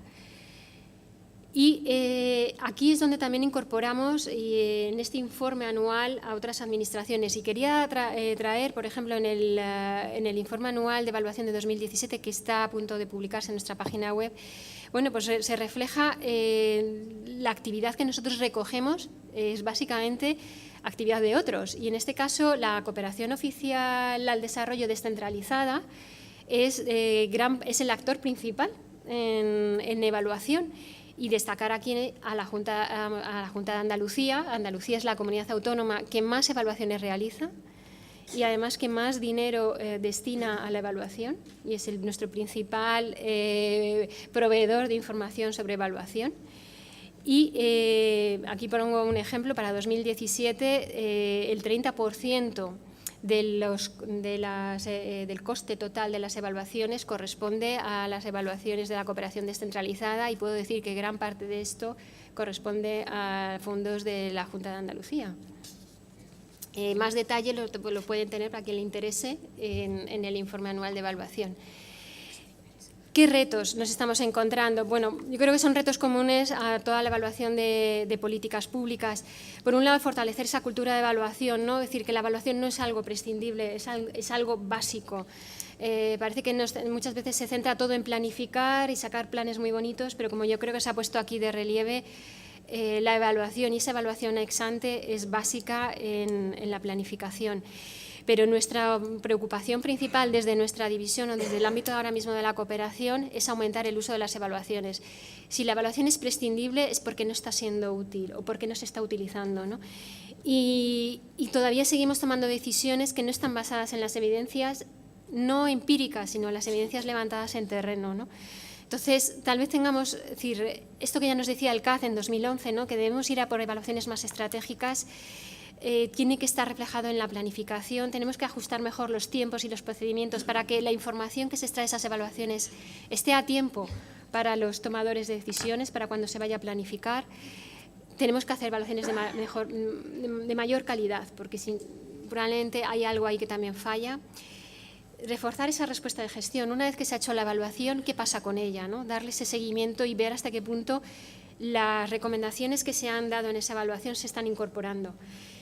Y mejorar esa gestión del conocimiento, porque a lo mejor estamos dando información que no es digerible o que de alguna forma está demasiado dispersa, ¿no?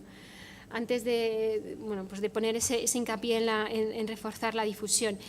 Me gustaba un comentario que oí que leí en algún artículo, ¿no? Que los cerdos no engordan por pesarlos, y nos da la sensación que muchas veces estamos pesando cerdos, pero no estamos haciendo nada para que eso cambie, ¿no? Y para que engorden, ¿no?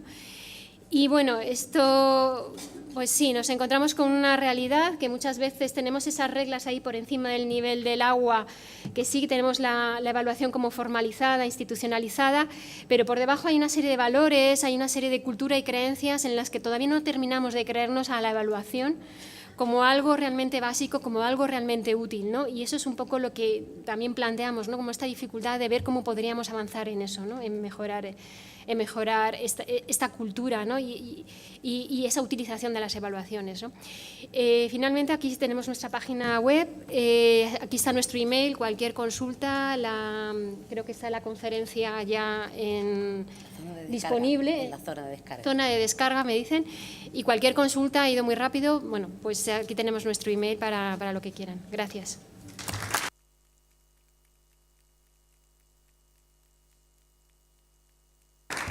Es verdad que ha ido rápido, pero no se pueden decir más cosas en menos tiempo. Muchas gracias, Patricia. Creo que has dado un buen repaso a lo que se está haciendo desde el Ministerio y, además, curiosamente, es buena parte de lo que se está haciendo en evaluación en todo el país. Bueno, pues sin entretenerme más, voy a dar paso a la última interviniente, que para nosotros es la más conocida, pero probablemente para muchos de vosotros, pues, no la conozcáis. Yo voy a hacer la mejor presentación que sé de ella, la conozco de hace 2 o 3 años y creo que todo sería distinto sin ella.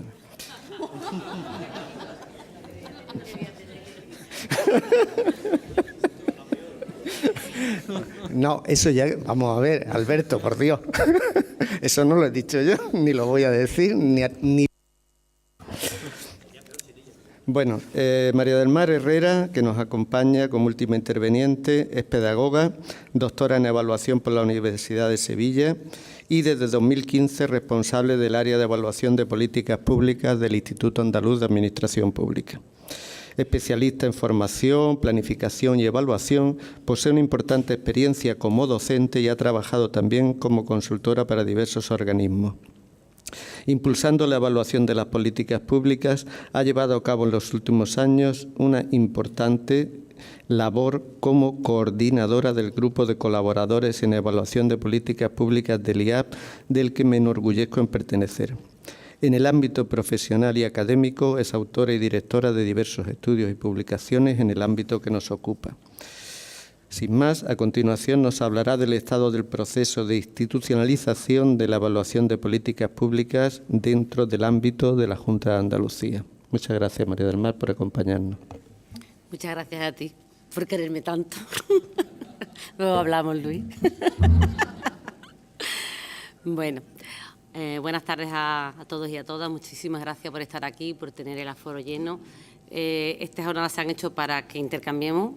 Creo que hemos estado aprendiendo de las comunicaciones que han venido de las personas de fuera de Andalucía, que para mí han sido muy interesantes. Y en este punto casi ha sido más Andalucía la que está intentando explicar qué es lo que estamos haciendo nosotros en materia de institucionalización de la evaluación de políticas públicas. La cuestión empezó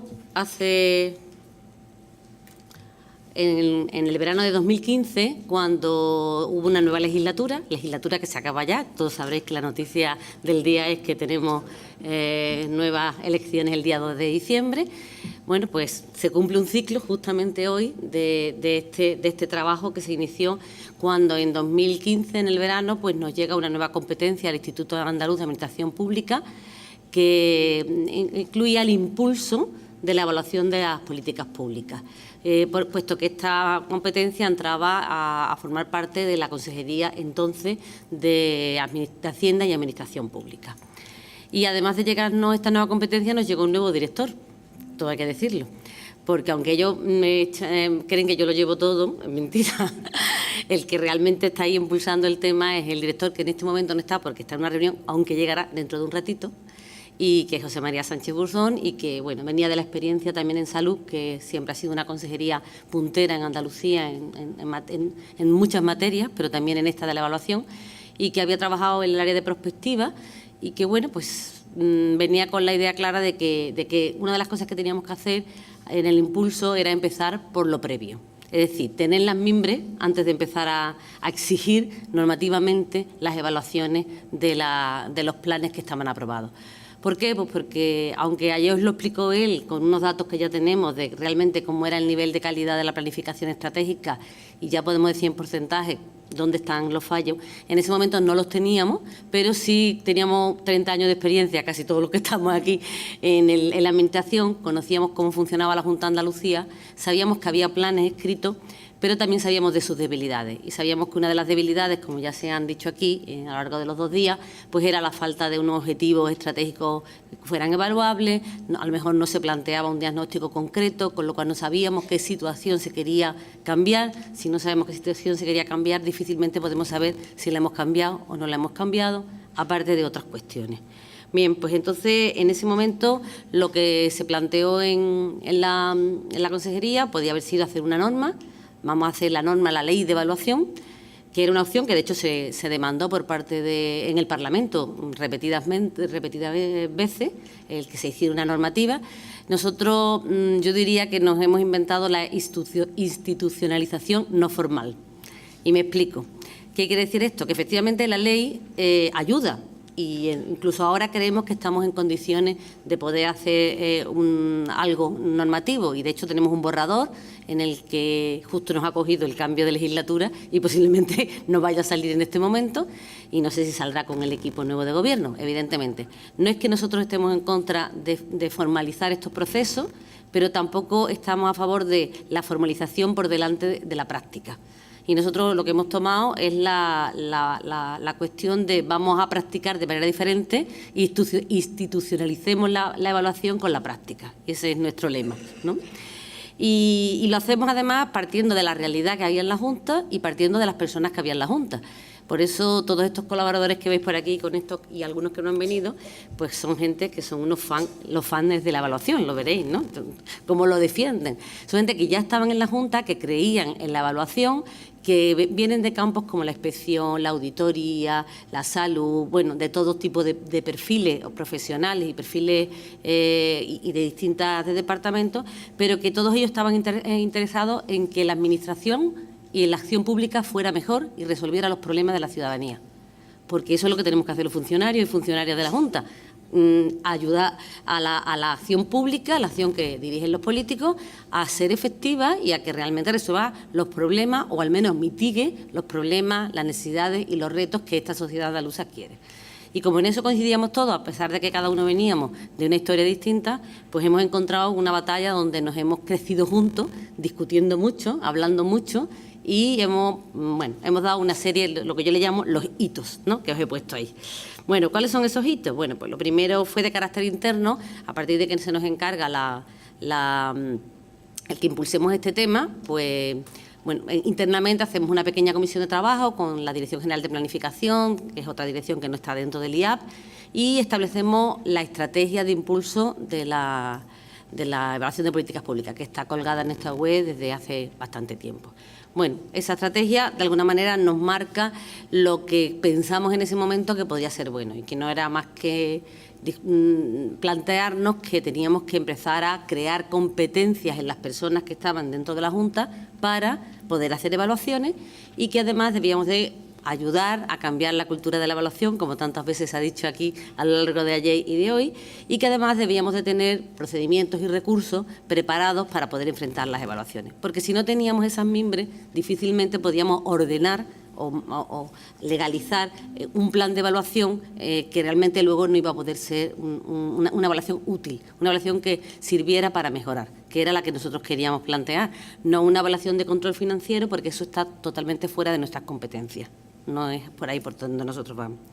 Una vez acordado de por dónde íbamos a ir en enero de 2016, con el liderazgo de la consejera que estaba anteriormente y que creía en este tema y que impulsó fuertemente este tema y sobre la evaluación de las políticas públicas, pues se empezó a crear el grupo de personas colaboradoras. Ya contó ayer, creo que luego hubo un misunderstanding que dicen los ingleses, hubo un problema, no es que tengamos 400 colaboradores, hicimos una llamada. Y en ese momento, en el mes de febrero de 2016, cuando no se hablaba de nada de este tipo, ¿quieres ser evaluador de la Junta de Andalucía? Y nos respondieron 400 personas diciendo que sí, que querían. Bueno, a nosotros nos sorprendió mucho, no nos pareció, pero demostró que había mucha gente que estaba ahí, que estaba deseando que se le diera la oportunidad de participar, de colaborar, de expresar su opinión. Y bueno, nosotros al principio pensábamos, hicimos una convocatoria para 30, pensando que vendrían 15. Y al final pues tuvimos que meter 40 y se enfadaron conmigo algunos compañeros por no haberlos metido, porque eran compañeros de otros proyectos y optamos por buscar sangre nueva, que le llamo yo. Es decir, no la gente que siempre viene cada vez que lo llamamos en el IAP, aunque de algunos nos pudimos prescindir, pero también gente nueva que realmente no conocíamos de nada en el IAP, que nunca había colaborado con nosotros en ningún tema. Este grupo ha sido clave, esencial, para el desarrollo de la evaluación de políticas públicas aquí en Andalucía y lo que la apuesta que hemos tomado es trabajar partiendo de la realidad de la Junta y con la gente de la Junta de Andalucía. A lo mejor podíamos haber encargado los manuales a grandes expertos externos, pero nos pareció que era más importante que el lenguaje que utilizáramos fuera de tú a tú, es decir, que unos técnicos nos dirigiéramos a otras personas técnicas y entre todos nos entendiéramos. Que la gente que supiera dónde está nuestro fallo hiciera hincapié en el manual en dónde deberíamos de esforzarnos. Y creemos que hemos hecho bien, porque la práctica nos ha demostrado que estos manuales se están utilizando y que la gente los está entendiendo.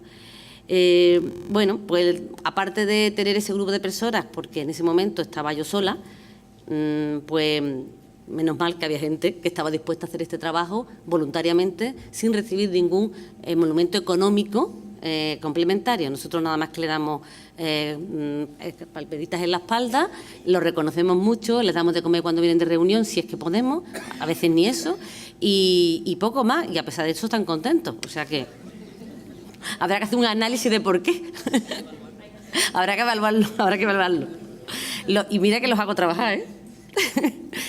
Bueno, pues además de eso, lo que hicimos, pensamos que como habíamos tomado la opción de ex ante, es decir, vamos a preparar a la organización para poder evaluar, pues dijimos, bueno, lo primero que tenemos que hacer es aprender haciendo. Venga, pues vamos a hacer una evaluación ex ante. Toma ya, vámonos nosotros, que no lo habíamos hecho nunca. ¿Y qué hicimos? Pues acudimos a quien sabía más o menos hacerlo, que era el IPTS, la Unión Europea tiene aquí un organismo, el Instituto de Investigación, y bueno, pues acudimos a ellos para ver cómo ellos hacían los Impact Assessment, como ha dicho Curro, que bueno, lo hacen aquí nada más tienen 350 investigadores, nada más, ¿eh? Y aparte de eso, pues dedican un procedimiento previo a determinadas leyes y directrices que es de aproximadamente 52 meses. En fin, que nosotros eso no lo podíamos enfrentar, no era lo que nosotros podíamos hacer, pero sí que aprendimos de ellos ciertas metodologías y ciertas cosas que podíamos hacer nosotros. Bueno, pues tuvimos la suerte de tener una persona muy valiente, que fue Manuel Ortigosa, director de la Dirección General de Sociedad de Información, y dijo, vale, yo tengo que hacer una estrategia, veniros conmigo y hacerme una evaluación ex ante. Bueno, ahí aprendimos muchísimo, no me voy a detener más en esa historia porque ya la contamos el año pasado, aquí estuvo el director el año pasado y lo podéis ver en YouTube si queréis bajaros la ponencia suya. Y a partir de ahí pues nos dimos cuenta que nos hacían falta instrumentos, procedimientos, guías. Bueno, algunos de ellos son la guía de evaluabilidad que ha contado Teresa, pero hay algunas otras cosas que ahora os contaré yo también. Y durante 2017 nos dedicamos sobre todo a crear procedimientos, a acordar cómo tenemos que hacer las cosas y a intentar crear en la Junta de Andalucía una misma manera de hacer un plan estratégico y de evaluar y tener un mismo lenguaje. ¿Por qué? Porque descubrimos que en Andalucía tenemos planes, tenemos estrategias y tenemos planes estratégicos. No sabemos cuál es la diferencia, pero los tenemos, ¿eh? Así. Vamos, y creo que no es una cosa solo de Andalucía. Me temo que esto es extensivo, me dice por ahí Alberto que sí, es extensivo al resto de la gente. Bueno, esto que parece una tontería, que es la denominación, hace que la gente a veces diga, no, pero lo mío como una estrategia no es un plan, yo no tengo que prever nada. O sea, la gente se agarra hasta el título de lo que ha puesto para saber si... Nosotros entendemos que teníamos que tener un lenguaje común y un procedimiento común. Y para eso se hizo el manual y pues lo hizo un grupo de personas que estaban muy vinculadas al día a día de la Junta, entre otras estaba Fina, Antonio, que lo coordinó desde Educación, que lleva años trabajando, un compañero nuestro que está ahora en Bruselas, que llevaba todo el tema de la PAC, que es un ingeniero que nos ayudó también mucho, estaba el jefe de Servicio de Planes Integrales de Salud y yo misma, es decir, gente que no teníamos apenas experiencia en este tema, pero que teníamos una experiencia absolutamente distinta. Y que de campos que muchas veces no habíamos trabajado juntos. Y fue muy, muy interesante, aprendimos mucho construyendo estos procedimientos. A partir de ahí nos hemos centrado mucho en 2017 en todo lo que es la evaluabilidad previa, ¿no? Ya la ha contado Teresa, nos planteamos si lo que queremos hacer es evaluar para que las cosas vayan mejor, porque como ella bien dicho, el tema no es evaluar por evaluar, es conseguir que los recursos que se ponen en manos de la Administración realmente sean útiles para la sociedad. Pues si queremos poder demostrar si nuestros planes y los recursos que hemos puesto en marcha son útiles o no para la sociedad, pues vayamos a garantizar desde el principio que antes de que el plan sea aprobado por el Consejo de Gobierno tenga unos mínimos que permita ser evaluable. Y ahí hemos puesto muchísima fuerza. El cuestionario que os ha explicado Teresa, pues nosotros en el área de evaluación de políticas públicas, que ya no estoy sola, tengo dos compañeros más, Andrés, que está ahí, y otro compañero más, que hoy está de baja desgraciadamente, y además tenemos una consultora, hemos conseguido dinero para que nos ayuden, porque al final no se puede esperar a tener una estructura y a tener un presupuesto y a tener un servicio para empezar a hacer la evaluación de políticas públicas, porque entonces no hubiéramos empezado. Hay que empezar demostrando que se tiene que hacer algo y que se puede hacer algo para conseguir los recursos, que es una manera distinta de trabajar, pero que al IAS no nos está yendo mal por ahí. En definitiva, hemos empezado a hacer muchas evaluabilidades previas que nos ha permitido, cuando alguna unidad viene a pedirnos que les ayudemos, que ahora sí vienen, durante 2017 no venía ninguna, ahora vienen, estamos ahora mismo estamos trabajando con 11 unidades directivas diferentes durante este año.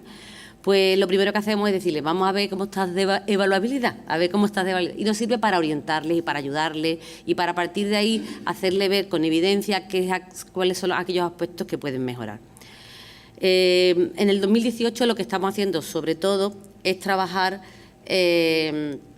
la planificación estratégica. Hemos vuelto a la planificación, nos hemos centrado en ayudar muchísimo a que los planes estratégicos tengan una serie de elementos que permitan realmente que sean elementos de toma de decisiones sobre qué voy a hacer, cuándo lo voy a hacer y de qué manera lo voy a hacer para resolver una necesidad, un problema o un reto que he detectado en la sociedad. La verdad es que está siendo bien entendido esta idea, técnicamente no hay problema, sobre el discurso nos ponemos todos de acuerdo. Otra cosa son cambiar las prácticas que venimos haciendo. Pero he de decir que hay muchos valientes en la Junta de Andalucía y muchas personas que están dispuestas a cambiar y salir de su zona de confort, lo cual nos sorprende, pero la verdad es que nos gratifica. Ahí tenemos, por ejemplo, a Marina, que trabajó con una estrategia que se acaba de aprobar, la estrategia de compra pública innovadora, un tema muy interesante que le da la vuelta a la forma de contratar en la Junta de Andalucía y en general, y bueno, pues han hecho un trabajo magnífico, con una perspectiva que va a ser evaluable, con unos indicadores que ya están, tienen su fuente de información pública, no hay que inventárselo, están ahí y va a ser muy fácil. Bien, pues estos son los pasos que hemos ido dando, una planificación que tuviera unos pasos esenciales en los que insistimos otra vez, aunque ya lo han repetido mis compañeros. Hay 3 ideas fuerza: la transparencia durante el proceso, la participación de todos los agentes que puedan estar implicados, beneficiados o no beneficiados con esta política desde el inicio, desde que se empieza a diseñar, y el enfoque de género. El enfoque de género quiere decir no que repasamos el lenguaje de género en el documento al final. No es eso a lo que nos referimos. Nos referimos a tener en cuenta cómo esa política puede impactar a uno u otro sexo y, en todo caso, determinar si se quiere o no mejorar el impacto en uno de los dos que salga perjudicado. Hemos descubierto que casi todas las políticas tienen impacto de género. No me voy a meter ahora en eso, pero... Y, bueno, en las evaluaciones antes, pues hemos hecho cosas como grupos focales con expertos, personas que no tienen nada que ver con el plan y que desde fuera nos iluminan acerca de si esas acciones que está proponiendo el organismo promotor realmente tiene capacidad o no de cambiar la situación que se ha planteado.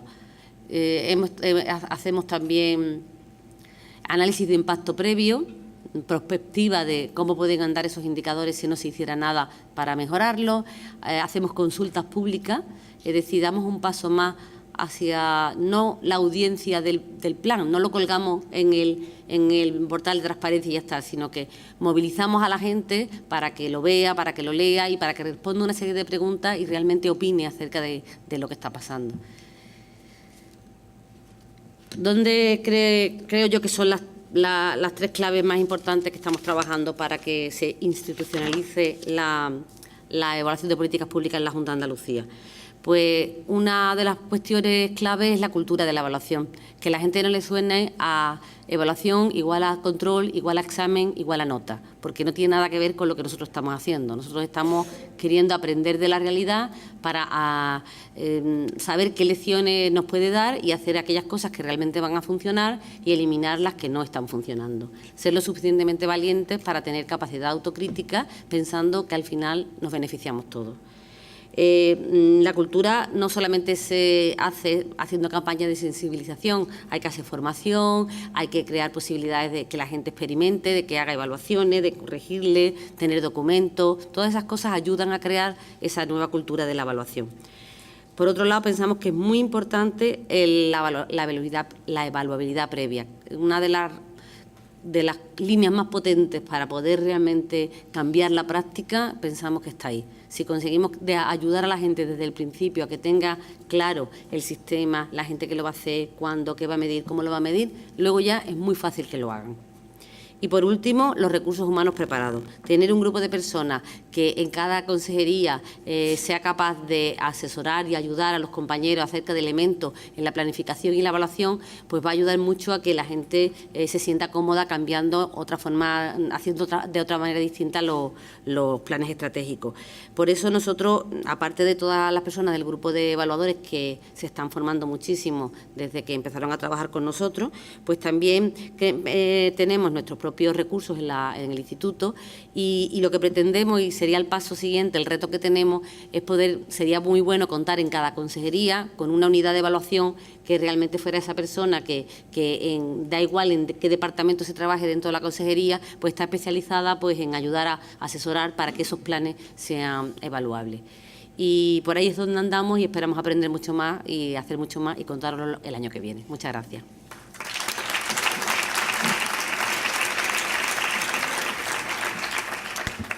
Bueno, pues hasta aquí las intervenciones de los ponentes. Espero que os hayan resultado interesantes, que hayáis aprendido algo y que sobre todo os haya suscitado la curiosidad de conocer mucho más del tema de la evaluación de políticas públicas. Ahora se va a abrir un turno de debate. Hemos logrado controlar el tiempo, no ganar, pero tampoco hemos perdido. Y lo que sí os rogaría, pues por tampoco pasarnos demasiado de la hora, es que las personas que vayan a hacer las preguntas se presenten, digan a quién van dirigidas y sobre todo que sean breves y concretos a la hora de formular la pregunta o la consideración que quieren hacer. Aquí estamos para intentar responder a vuestras dudas y a lo que haya suscitado las intervenciones. Muchísimas gracias a los ponentes y ahora es vuestro turno. Hola, buenas tardes. Muchas gracias a todos. Ha sido muy interesante. Yo soy Lola Rodríguez, trabajo en la Consejería de Salud Pública. Y bueno, pues mi pregunta, más bien es una reflexión a Teresa y a María del Mar, porque han hablado sobre esto, y es de introducir la perspectiva de género en las evaluaciones antes. Para mí, creo, y hay como un movimiento también, no solo mío, ¿no?, de abrir un poquito esa mirada y no solo tener la perspectiva de género, sino incluir el género como un eje más de las desigualdades. En una comunidad autónoma donde somos de los países de Europa, de las comunidades autónomas de Europa, de las más desiguales, yo creo que en esa evaluación habría que poner el punto en la mirada de la desigualdad, para ver si nuestros programas y nuestras estrategias están llegando a todas las personas más desfavorecidas de nuestra sociedad y no solo a las mujeres y el género como un eje más de esa desigualdad. Pues nada más. Bueno, ¿quién? ¿Teresa? Gracias, Lola, por la pregunta, que de alguna manera ya hablamos ayer del tema. Sí que es verdad que es muy importante el tema de la interseccionalidad. Es decir, que el género siempre va asociado a otra serie de... Las desigualdades de género generalmente van asociadas a otro tipo de desigualdades. En el instrumento tenemos claramente el género y, bueno, el tema de las desigualdades sociales, yo creo que el sitio donde vamos a poner el foco es en la parte del diagnóstico. Entonces, tenemos que ver bien los problemas. Nosotros, bueno, lo ha comentado Mar, lo he comentado yo, tenemos políticas públicas para dar respuesta a la ciudadanía. Entonces, ponemos mucho el empeño en el tema del diagnóstico. Pero, de todas maneras, puede ser una sugerencia y también lo podemos ir. No sé si tú quieres añadir alguna cosa más. Bueno, y de hecho, perdona, en el grupo de investigación que estuvimos haciendo de los planes, sí que fue una dimensión, además la propuse yo, que hay que decirlo, y sí que fue una dimensión que hemos evaluado en todos los planes. La verdad que nosotros estamos preocupados porque es verdad que aunque en Andalucía se ha adelantado muchísimo con los presupuestos de género y eso ha generado realmente un cambio en la misión de los programas que desde cada unidad se están haciendo y en cómo afectan o no a los distintos sexos, sigue faltando todavía mucho que trabajar. Entonces, en materia de evaluación, uno de los grupos de trabajo del grupo de evaluadores precisamente están elaborando este año la evaluación de políticas públicas con enfoque de género. Y espero para finales de año tendremos publicado en nuestra página web ese documento que tiene un marco teórico muy potente, pero también tiene un instrumento práctico para que cada uno más o menos pueda revisar y reflexionar acerca de si su plan tiene o no tiene enfoque de género. Esperamos de alguna manera ayudar con esto. Con respecto a que si se mete dentro de un enfoque general de desigualdad, pues de esto tenemos que debatir, porque yo ayer ya lo debatí con Rosa Gómez, que es la coordinadora del libro, y ya me dijo que ella tenía otra visión del tema. Aquí tenemos, ahí para discutir. De todas maneras, sí que en el documento este de evaluabilidad de género, de evaluación de género con perspectiva, sí que ellos han hablado de interseccionalidad. Entonces, ese elemento está, ¿hasta qué punto puede ser desarrollado? No lo sé, pero conceptualmente está, y yo creo que sí, que es un tema que tenemos que ir avanzando y debatir.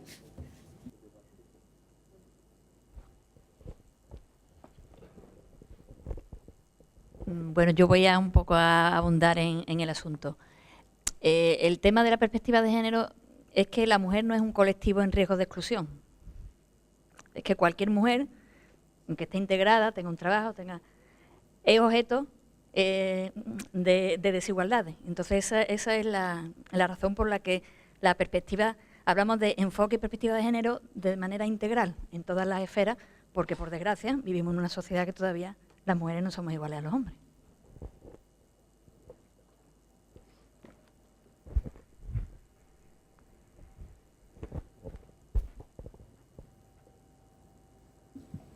Bueno, ¿alguna otra pregunta? Si no, terminamos aquí. Son justo las 13 horas. Hemos recuperado un poco la programación. Hay una pregunta más. Buenos días.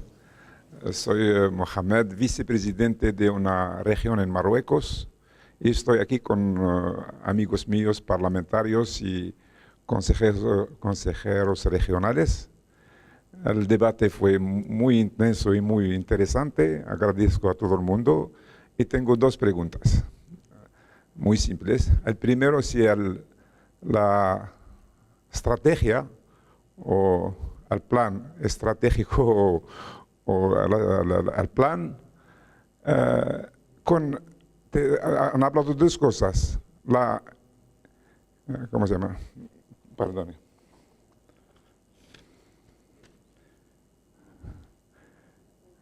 Antes, cuando hay un plan, si es evaluable, la evaluabilidad. Y después hay una evaluación ex ante.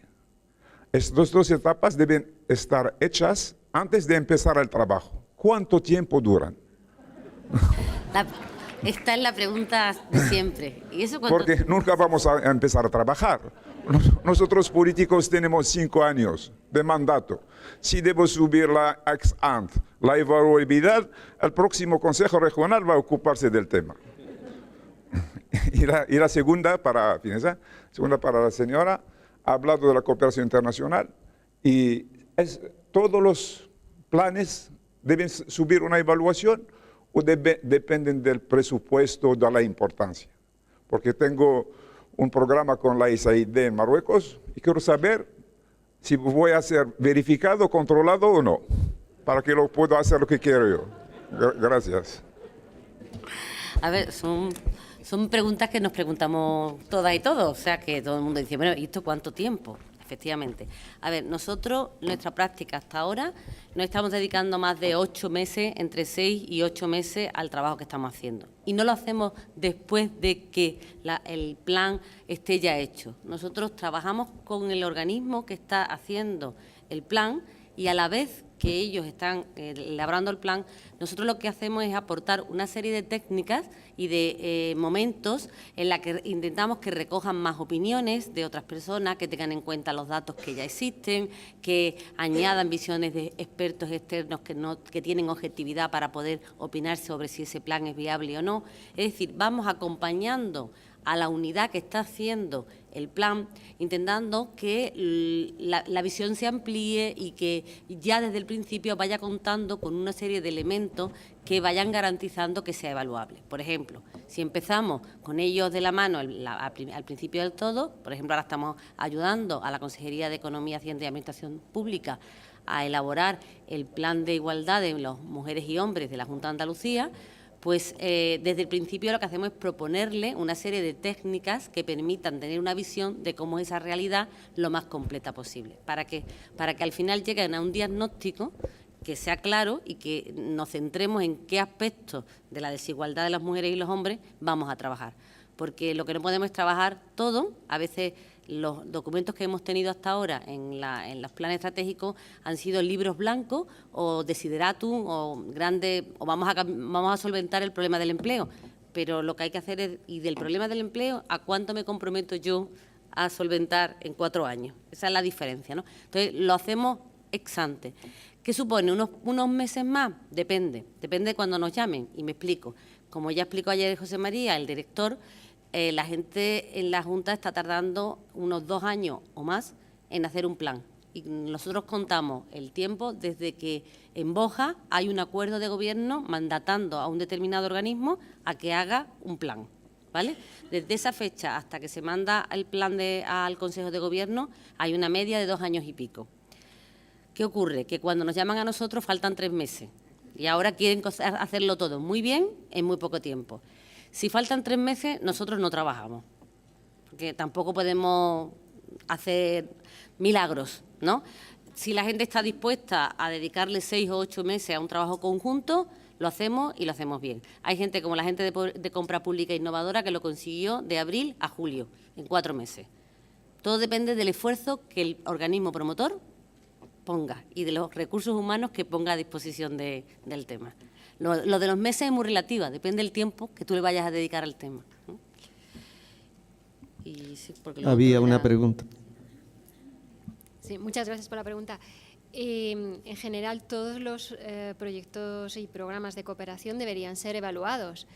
No sé si este proyecto en concreto incluye un capítulo de evaluación. Debería incluir un capítulo de evaluación explicitando qué aspectos van a ser evaluados de ese proyecto y qué indicadores y qué información se va a necesitar para poder hacerlo.